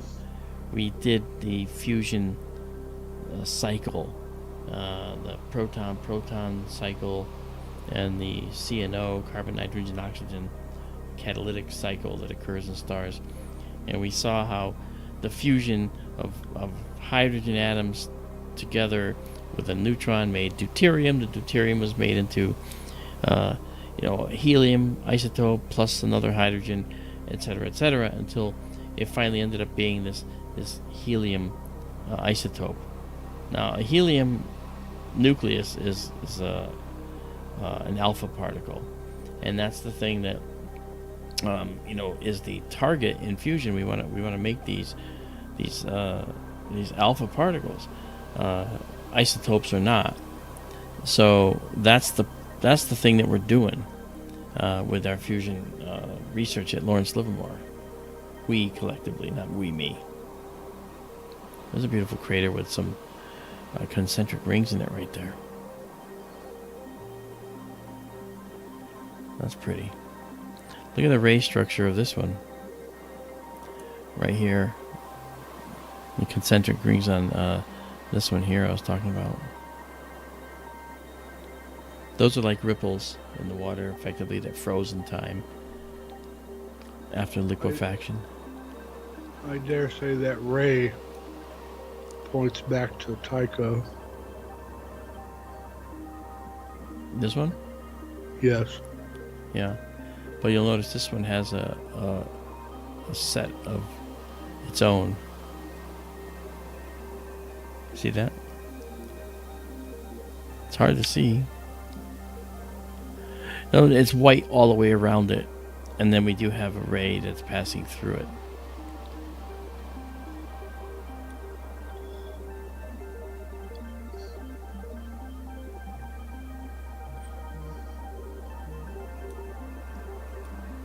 Wow. Okay, let me zoom out here.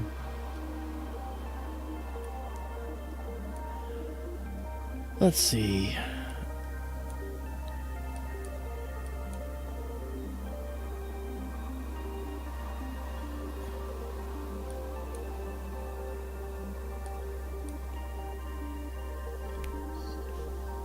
Yeah, you can see here this long ray structure. It's lost in these highlands over here. But can you imagine the kind of impact that would make a ray structure that goes on hundreds of miles? Well, that's what Tycho did. Yeah. There are rays all over the face of the moon that you can trace back to Tycho. Yeah. And the moon is just over 2,000 miles across. So effectively it would fit nicely within the United States, effectively. So it gives you an idea.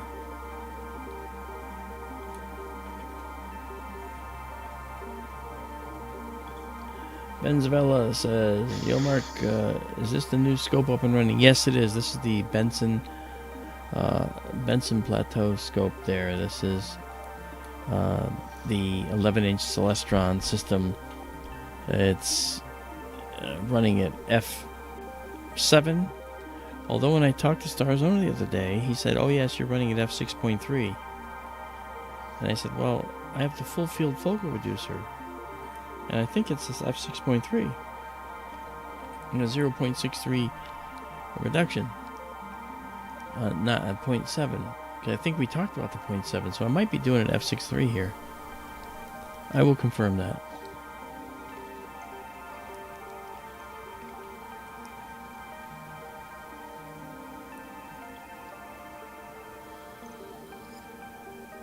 Aurelio is here. This is Aurelio. If you look at Aurelio Miraca, he is from Danbury Library in Danbury, Connecticut.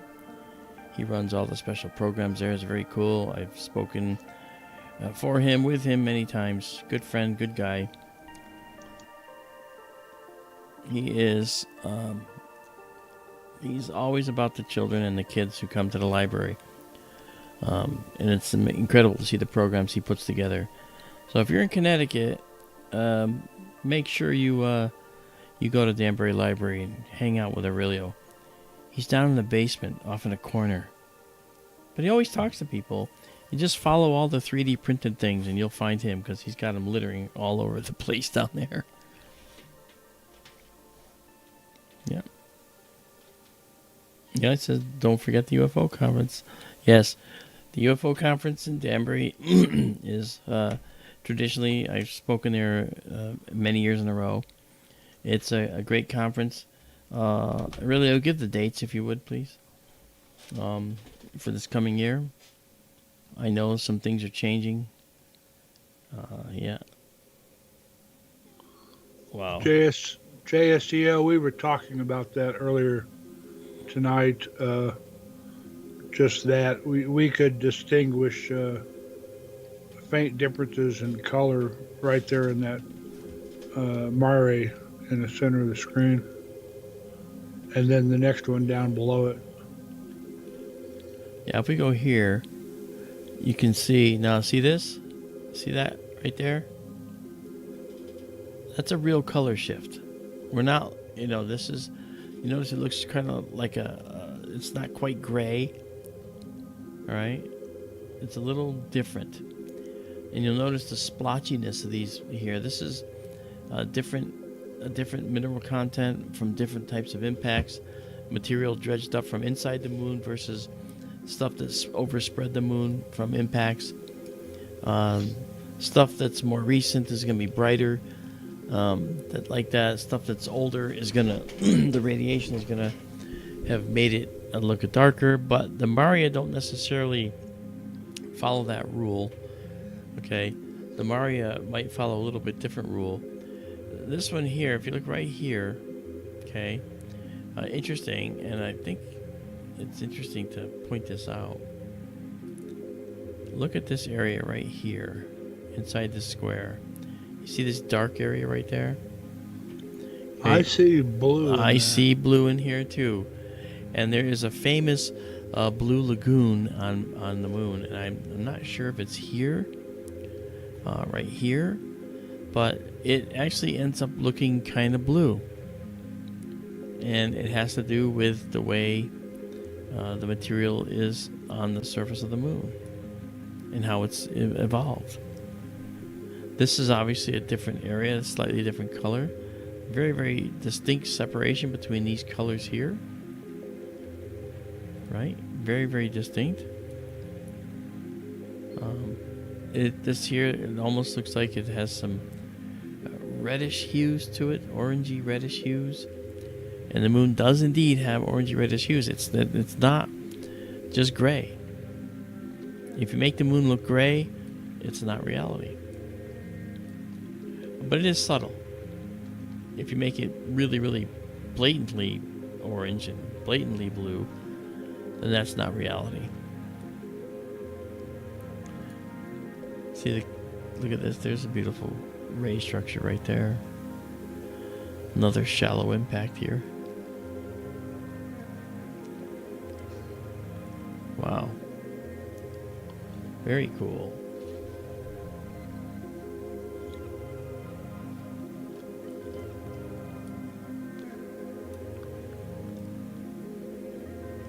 Let's look here.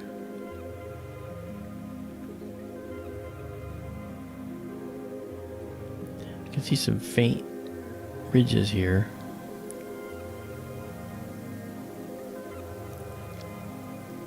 Yeah, it's sort of a bad night to view the moon as it's becoming windy.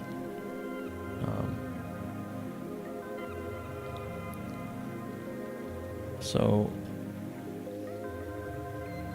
what we probably want to do is probably want to close up because of the wind. Got to be careful. We got some sensitive stuff hanging off this telescope. Okay, Aurelio says mid-October for the UFO conference. and they're going to expand it. And he hasn't explained what that is. I think I know because I talked to him about it. But I'll let him talk to you about it if he's going to put it out there. Hair Juicer 3000. That's a name. Hair Juicer 3000. Have you recorded any UFOs? On the all-sky camera over here in the Wickenburg and Sonoran telescope, the all-sky camera has shown some pretty odd things that we can't explain. Yes. So we have seen some really strange objects. So I'm quite convinced that there are things here we don't understand. And as an astronomer, that's one of the things that, we are told, don't make those assumptions, don't go in with preconceived notions.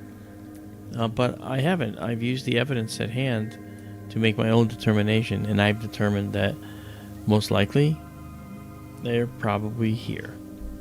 We stand out like a sore thumb in the universe.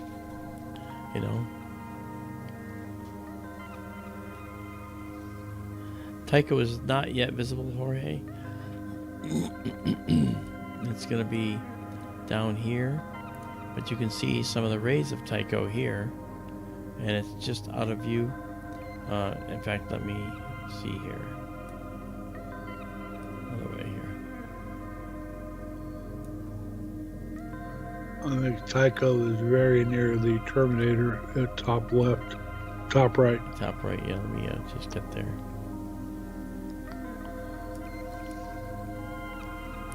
Okay, so we're up here.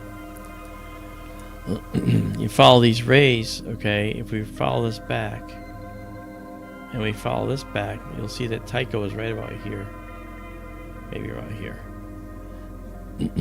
Tomorrow night, Tycho will be visible. Clavius should be visible too. Yeah. Clavius is just south of Tycho. Yeah, it's down here.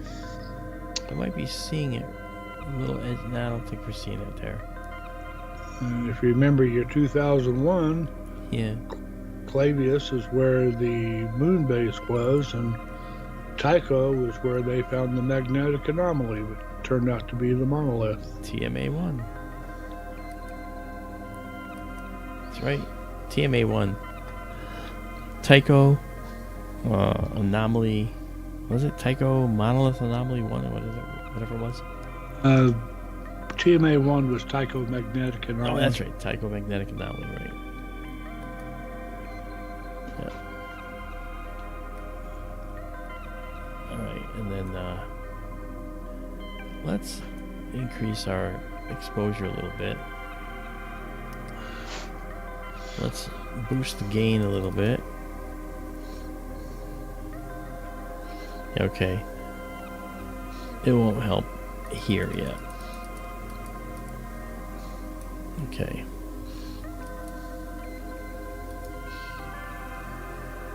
Oops, let's go there.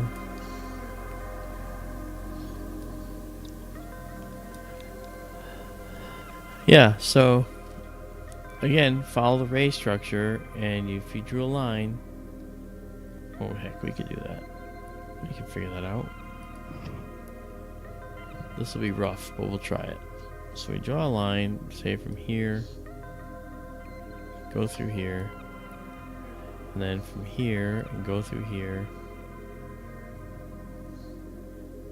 It basically shows us that Tycho is going to be right around here.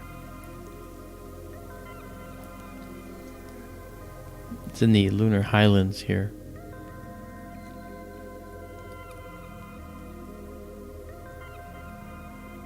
So that would be kind of there.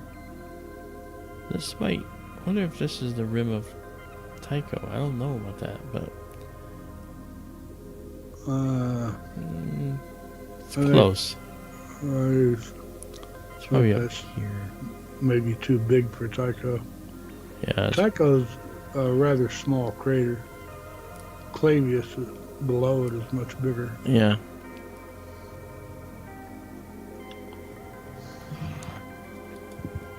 Hey Jerry Darby, how you doing? northwestern Montana, River's Edge. Hey, brother. Good to have you with us. Subscribe, man.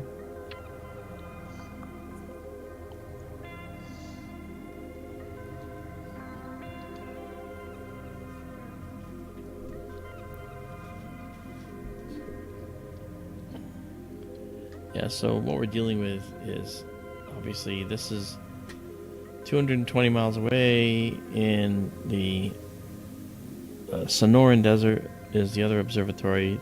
Bright skies because of the moon. It's not clear there. In fact, it was raining there earlier. And then down here in the Benson on the Benson Plateau, we have some relatively clear skies. It's actually looking like it's getting better right now. Let's see if we can do a dive here. Yeah, it's still unsteady. The seeing is not that good tonight, but it's been turbulent air, as you can tell. But hey, it's okay. Mike M is asking about something you said. Hey, Mike. Yeah, he says, we sound like a sore thumb. I wonder what you mean we are a sore thumb. Okay. Alright, here's what I mean by that. First of all, the Earth is unique in other among our planets. We have an oxygen atmosphere, alright, that provides life for us as carbon-based beings. And if you look at the distribution of atoms in the universe, you'll find oxygen is the third most prevalent in the entire universe, and carbon is the fourth most prevalent. And he's right. We can see the X. We got the X too. The oxygen in our atmosphere is produced by life. There are geological processes that create it, but for Earth, it is produced predominantly by life, by phytoplankton. Okay, in our oceans.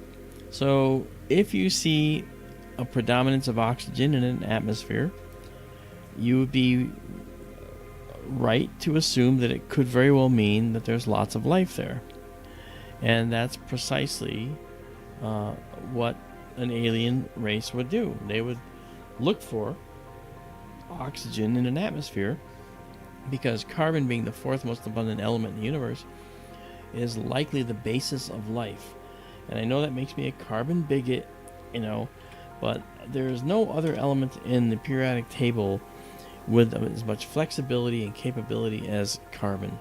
So, in all likelihood, it's a carbon-based universe for life.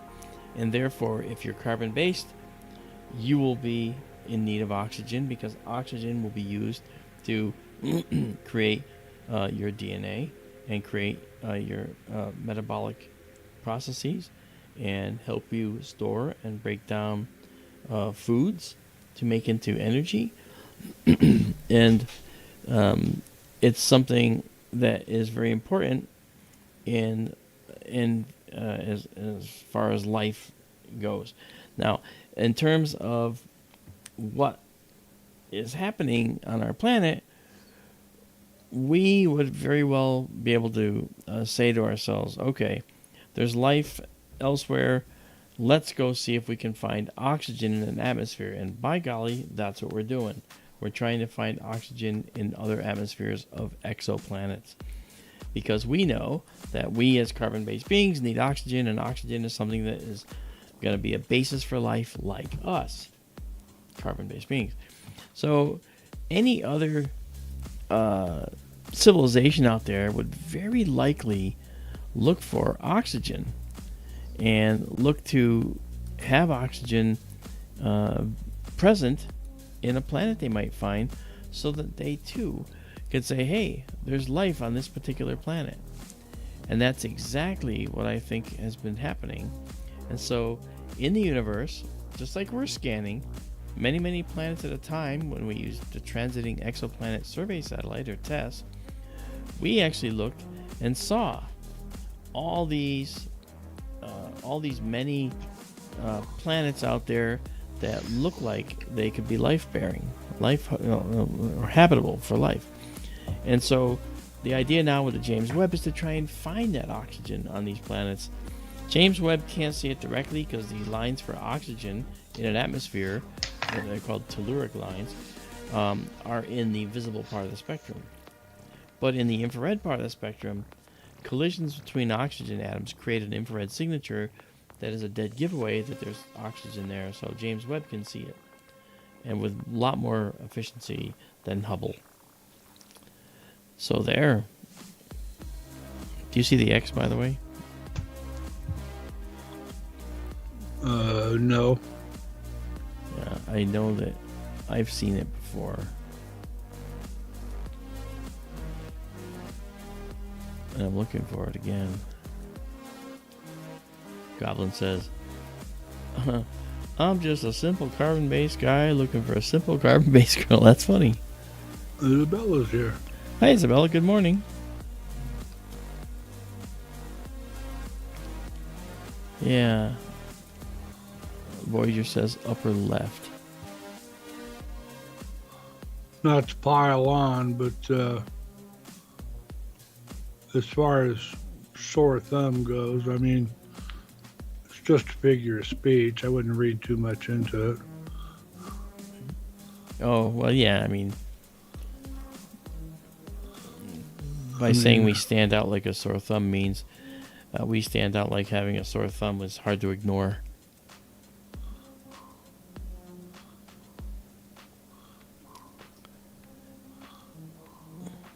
I've seen the Lunar X. It was in the shadows, though, if I recall.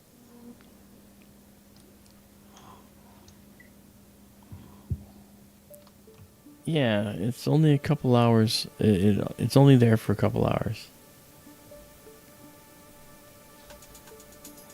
Okay. Well, the seeing isn't that good, but we are finding that we can actually we have a clear enough sky, but all that turbulent air is making it hard to see other things.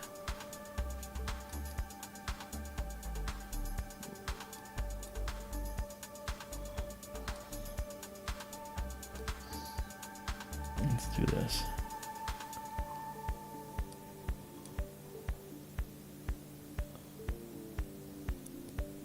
Okay.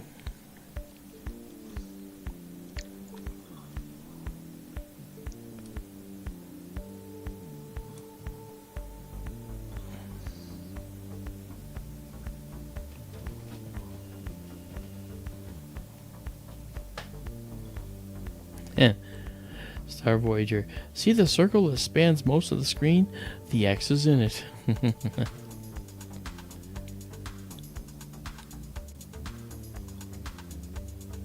Jorge says, is Runner crater visible?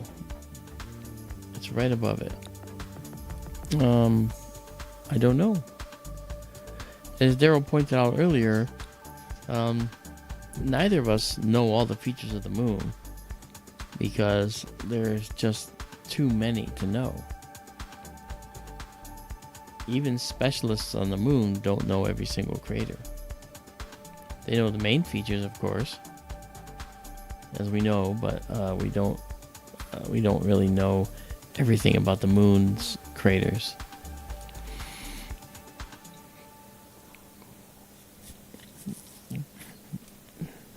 I like the physics things and the astronomy things that have to do with the moon, like why there's no seas or Maria like this on the other side of the moon. It's only on the near side of the moon. And that theory about why that is because of the fact that the Earth was molten at one point, and while the Earth was molten, it actually made it had a radiation pressure from this infrared energy, and so whenever something would strike the moon, it would throw up this pall of material around the moon, but the Earth's infrared energy pushed it to the far side of the moon, pushed it over to the far side. That's very important to understand because it tells you kind of when the moon became tidally locked. where the far side and the near side don't rotate except once a month around the Earth. So that said, that infrared energy pressure, when both the moon and the Earth were semi-molten, semi-cooled, caused material to fall on the far side, which thickened the far side. This kind of makes the moon kind of like a oblate spheroid. It's not really perfectly round. It's like I said, oblate, because the far side is thicker. The center of mass of the moon is farther away from us than, and that's because the near side, because of this radiation pressure in the early Earth, the near side of the moon is actually relatively thin, which explains why meteors could penetrate and cause these maria to occur on one side of the moon and not the other. So this is all thinner crust, okay, which is interesting. In fact, on the far side of the moon is the highest spot on the moon, which is kind of interesting. The lowest spot on the moon is near the Aitken Basin, which is another feature on the far side of the moon.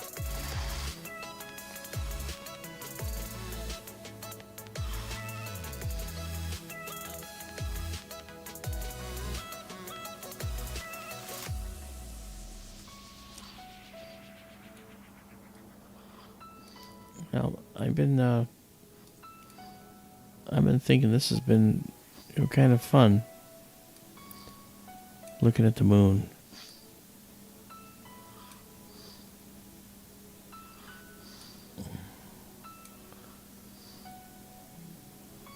And the Terminator. Nice.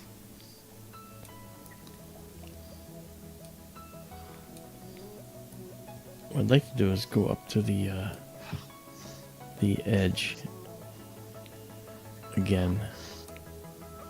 The edge. The edge. The limb? Yep, the edge.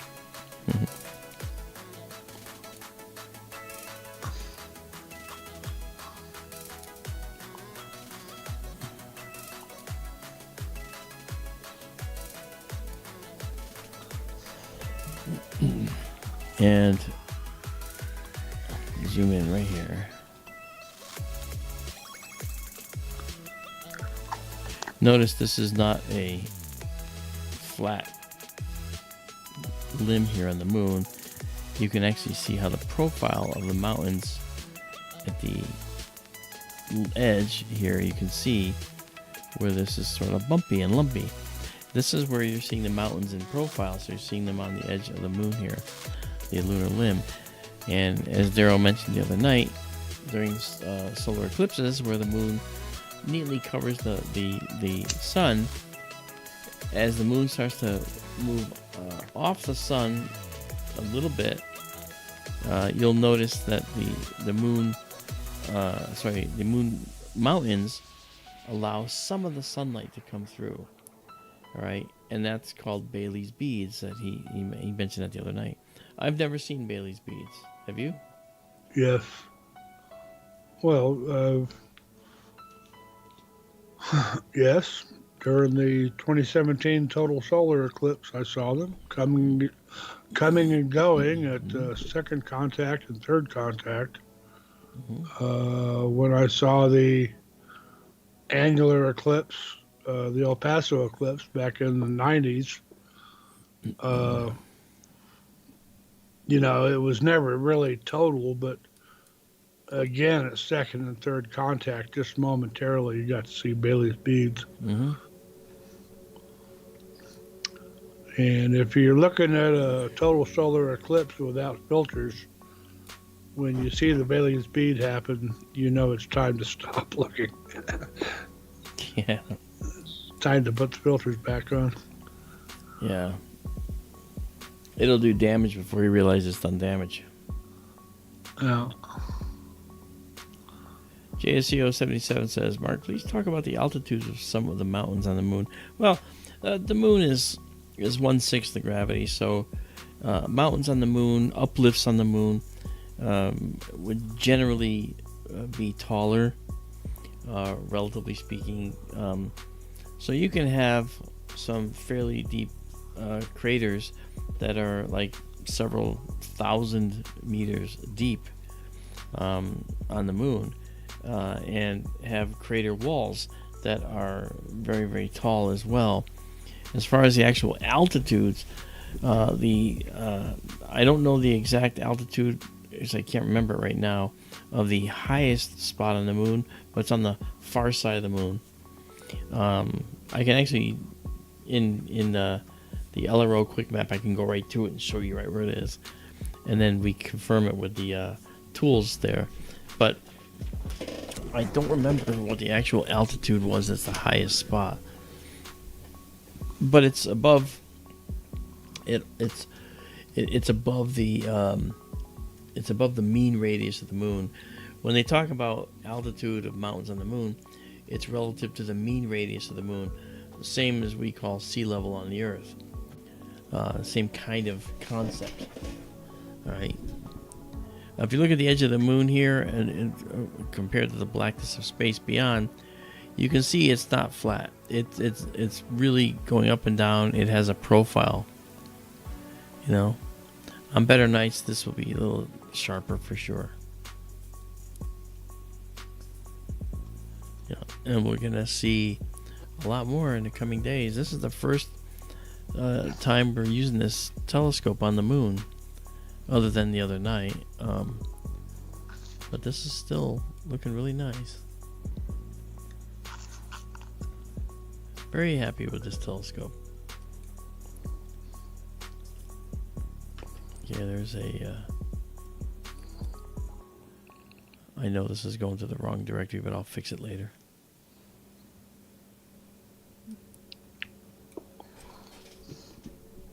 Okay, we just stacked 35 images here.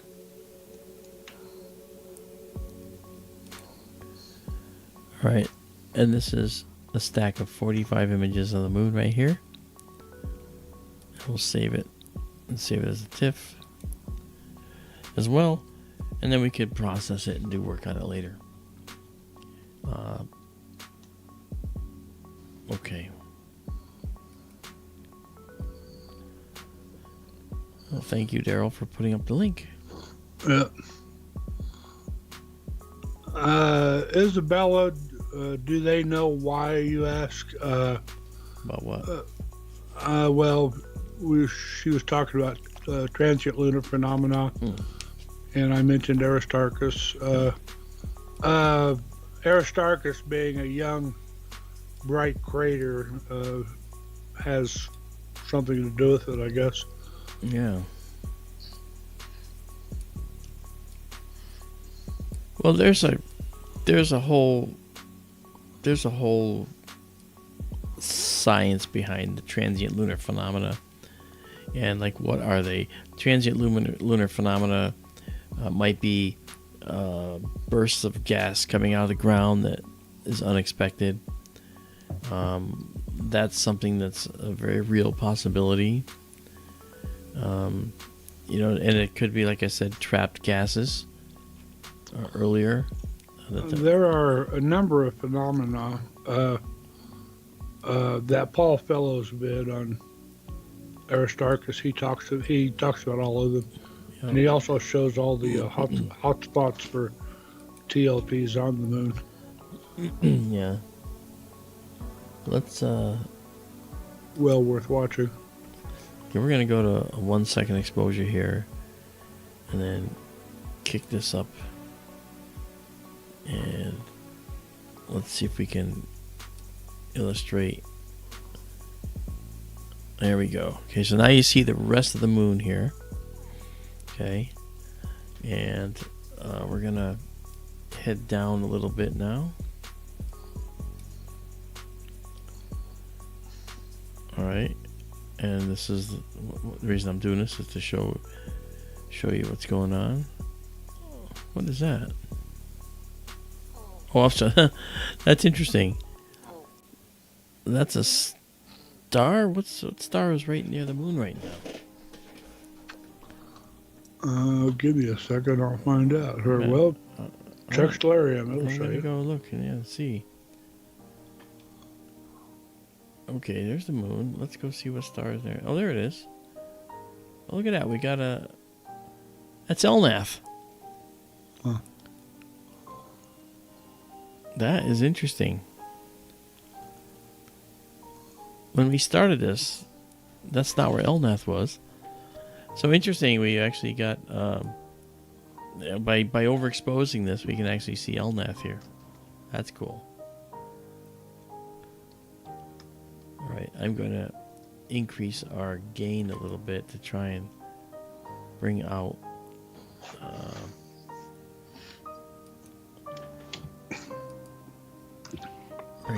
Aristarchus.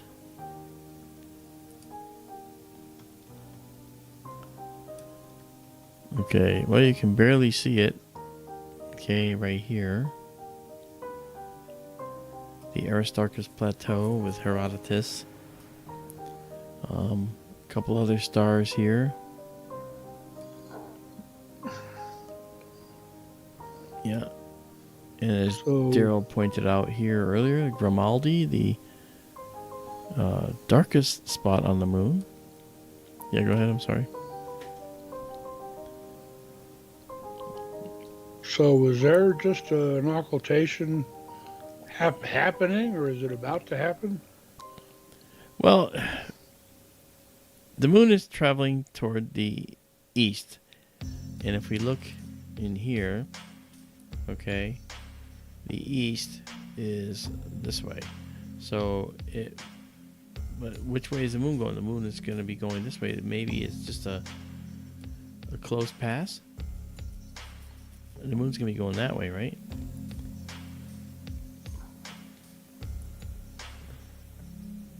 We could actually increase the time here.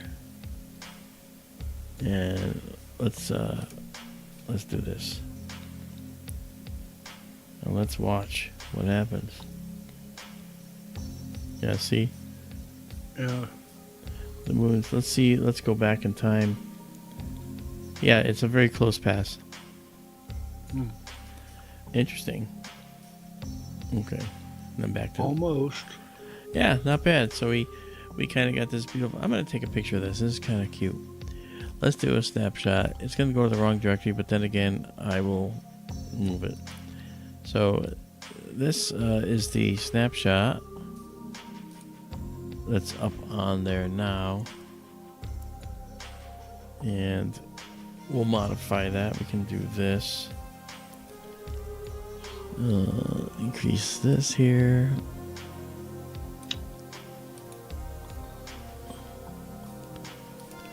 So you can see the other side of the moon there. That's cool. Yeah. Yeah, and there's two stars also. Yeah. Now, what's interesting is this star is going to get occulted. And that one is going to as well, I think. Yep. Very cool. Well, the moon is always passing in front of other stars. Yep. But you never know. I mentioned in chat the star's name is Elnath. It's Beta Tauri. Here. It is putatively the second brightest star in Taurus after Aldebaran. It is the tips of one of the bull's horns. It is unusual in that Elnath belongs to two constellations. It's called Beta Tauri, but it also belongs to Auriga, the charioteer. Yeah, right there. So here is Taurus, the bull. Okay. Here's Aldebaran. And here is Elnath at this tip. And then at this tip over here Is Tiangong. And the Crab Nebula is right next to it. that's right. It's right there. Tianguan? Yeah, Tiangong. Well, I haven't dared to try, looking at the Crab Nebula with this Well, I have with the telescope. I haven't tried doing it with the moon. I would imagine it's going to look really bad, but I'm curious to see what it would actually look like. Yes, Benjamin. Tianguan, whatever its name is, I think it's Zetatari. Okay. Well, let's go check it out. Let's move over and go to the Crab Nebula, see if we can actually see how bad it'll be.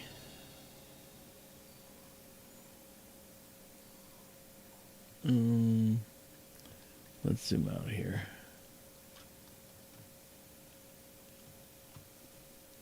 Let's bring up the gain.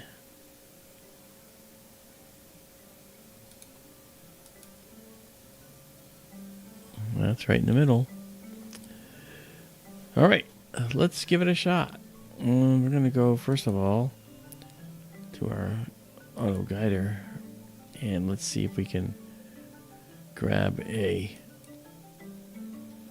star field here.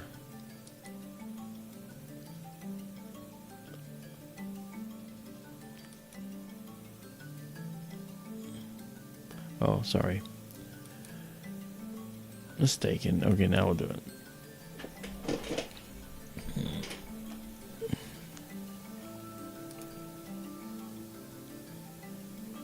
Why is it doing that? Stop.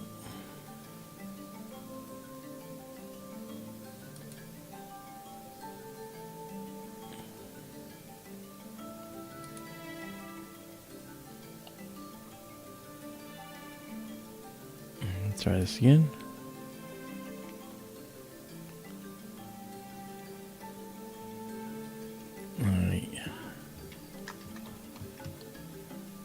It's very bright sky, as you can see.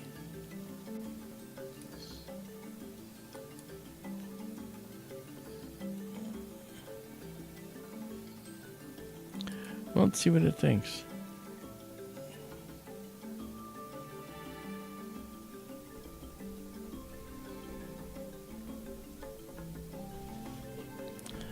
Hey, Ben, thank you so much. That's very kind of you to say, man. Well, I don't know if that's going to work, but we're going to try it. It's pretty bright. We're going to do it. We'll do 25 seconds. We are using a special filter, however. Now let's go into our live stack. Why not, right? We'll try it. Let's see what a first quarter moon does to the Crab Nebula. I don't suspect that it's going to guide very well, because it's hard to see the stars that it's supposed to guide on. Yeah. Get rid of this. Oh, there it is. Color correct. Wow. Pretty red. Yeah, I'm going to fix that. It's actually, the reason it's red is because I messed with something. Or maybe I come up here.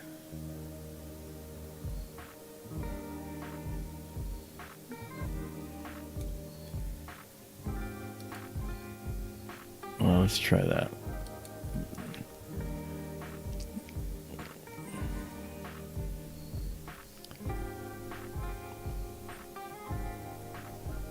Yeah, okay, I think I went the wrong way. Maybe I did. Let's go down to here. And do that.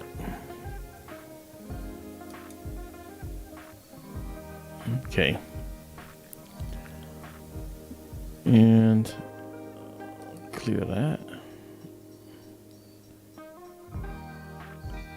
Okay, and we're not guiding on anything at the moment. I just wanted to see what it would do.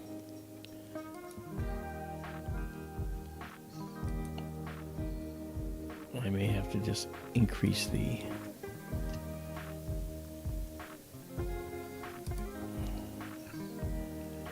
exposure.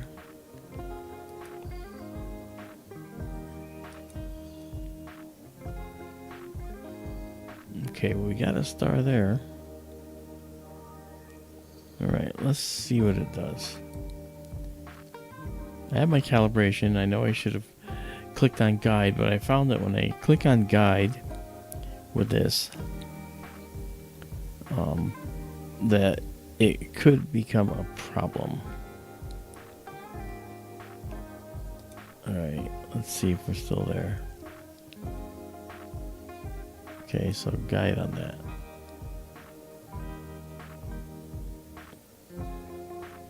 Alright.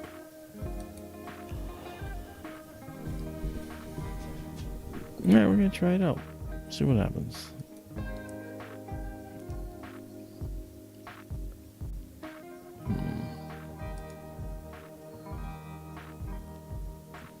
Still guiding.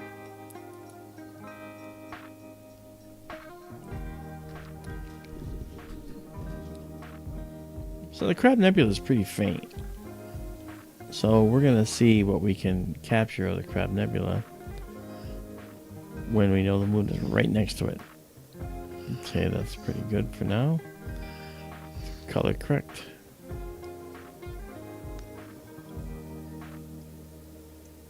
It didn't color correct.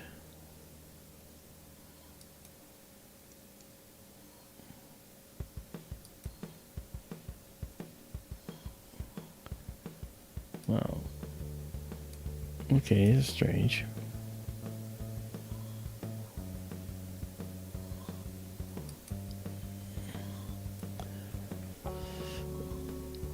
Yeah. Well, we can see some of the filaments.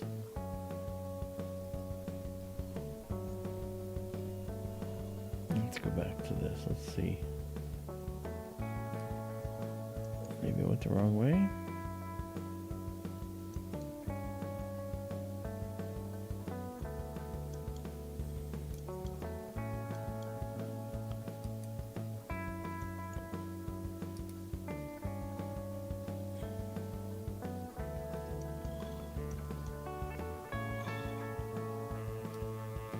Yeah, it's not.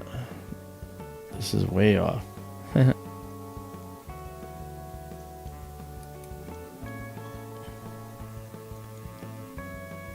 get this out of the way. All right.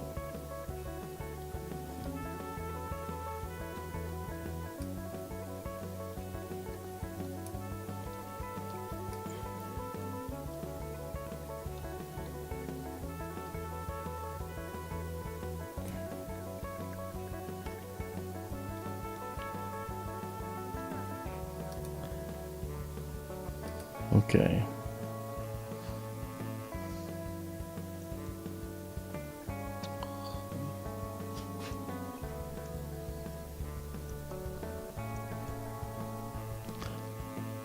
Yeah, it's proving difficult to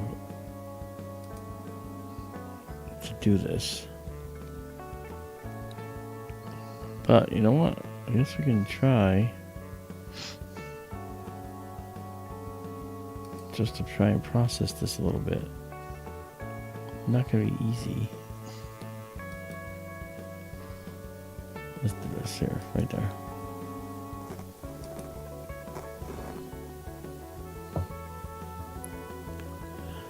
Well, you can see how the Crab Nebula suffers from moonlight.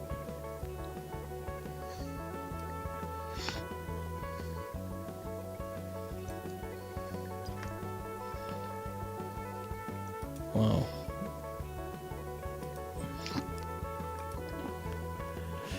You can see some of the tendrils. I mean, as you notice with many of our images, they look so much better.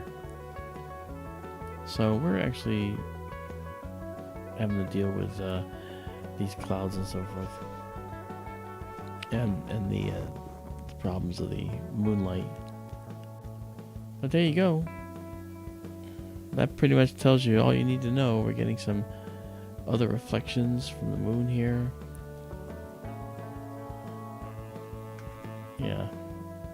Lots and lots and lots of artifacts. Okay. We'll just stop right now.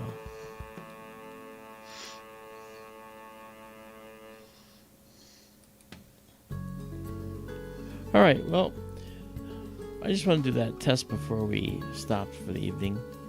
I hope you guys had a good time. I think that it was kind of cool to see the moon and see it in a way that we've not seen it for a long time. And over in the other observatory, as you can see, we're just clouded out, so we couldn't open that one tonight. Yeah, like I said, it's about 220 miles away from this one. But hey, it all looks good, and this observatory works very good. So I am just gonna say goodnight for now. Daryl, do you have anything you'd like to add or say before we go? Good night, everybody. Thank you for coming. Well, I guess there's that too. Yeah, you're right. All right, folks. Well, you guys have a good night, and we will talk to you in the next stream. Again, we're putting the new scope through its paces, and on good nights, we expect to see the moon looking really phenomenal. So we'll check that out. All right. So we'll see you guys on the flip side on another night. So good night, everybody. Good night, everybody.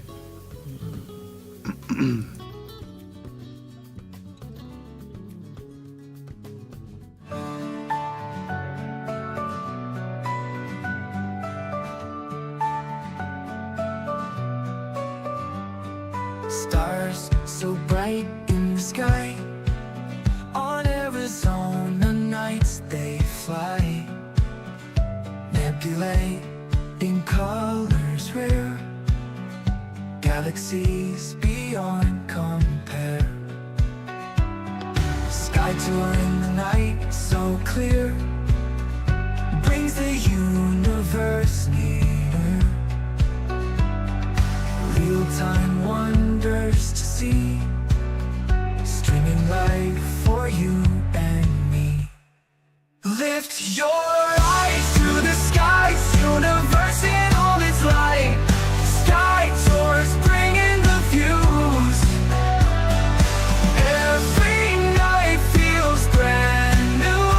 In the dark, the night unfolds, stories of the cosmos told. Through the lens, a distant dream, living real like a gleam. Far away, up so high, across the stars beyond the skull. Through the lens, a distant dream, living real like a gleam. Lift your eye up so high, across the stars beyond the sky. Sky tour shows us the way, every night a new display. Lift your eyes to the skies, universe in all its light. Sky tours bringing the views. Every night feels brand new.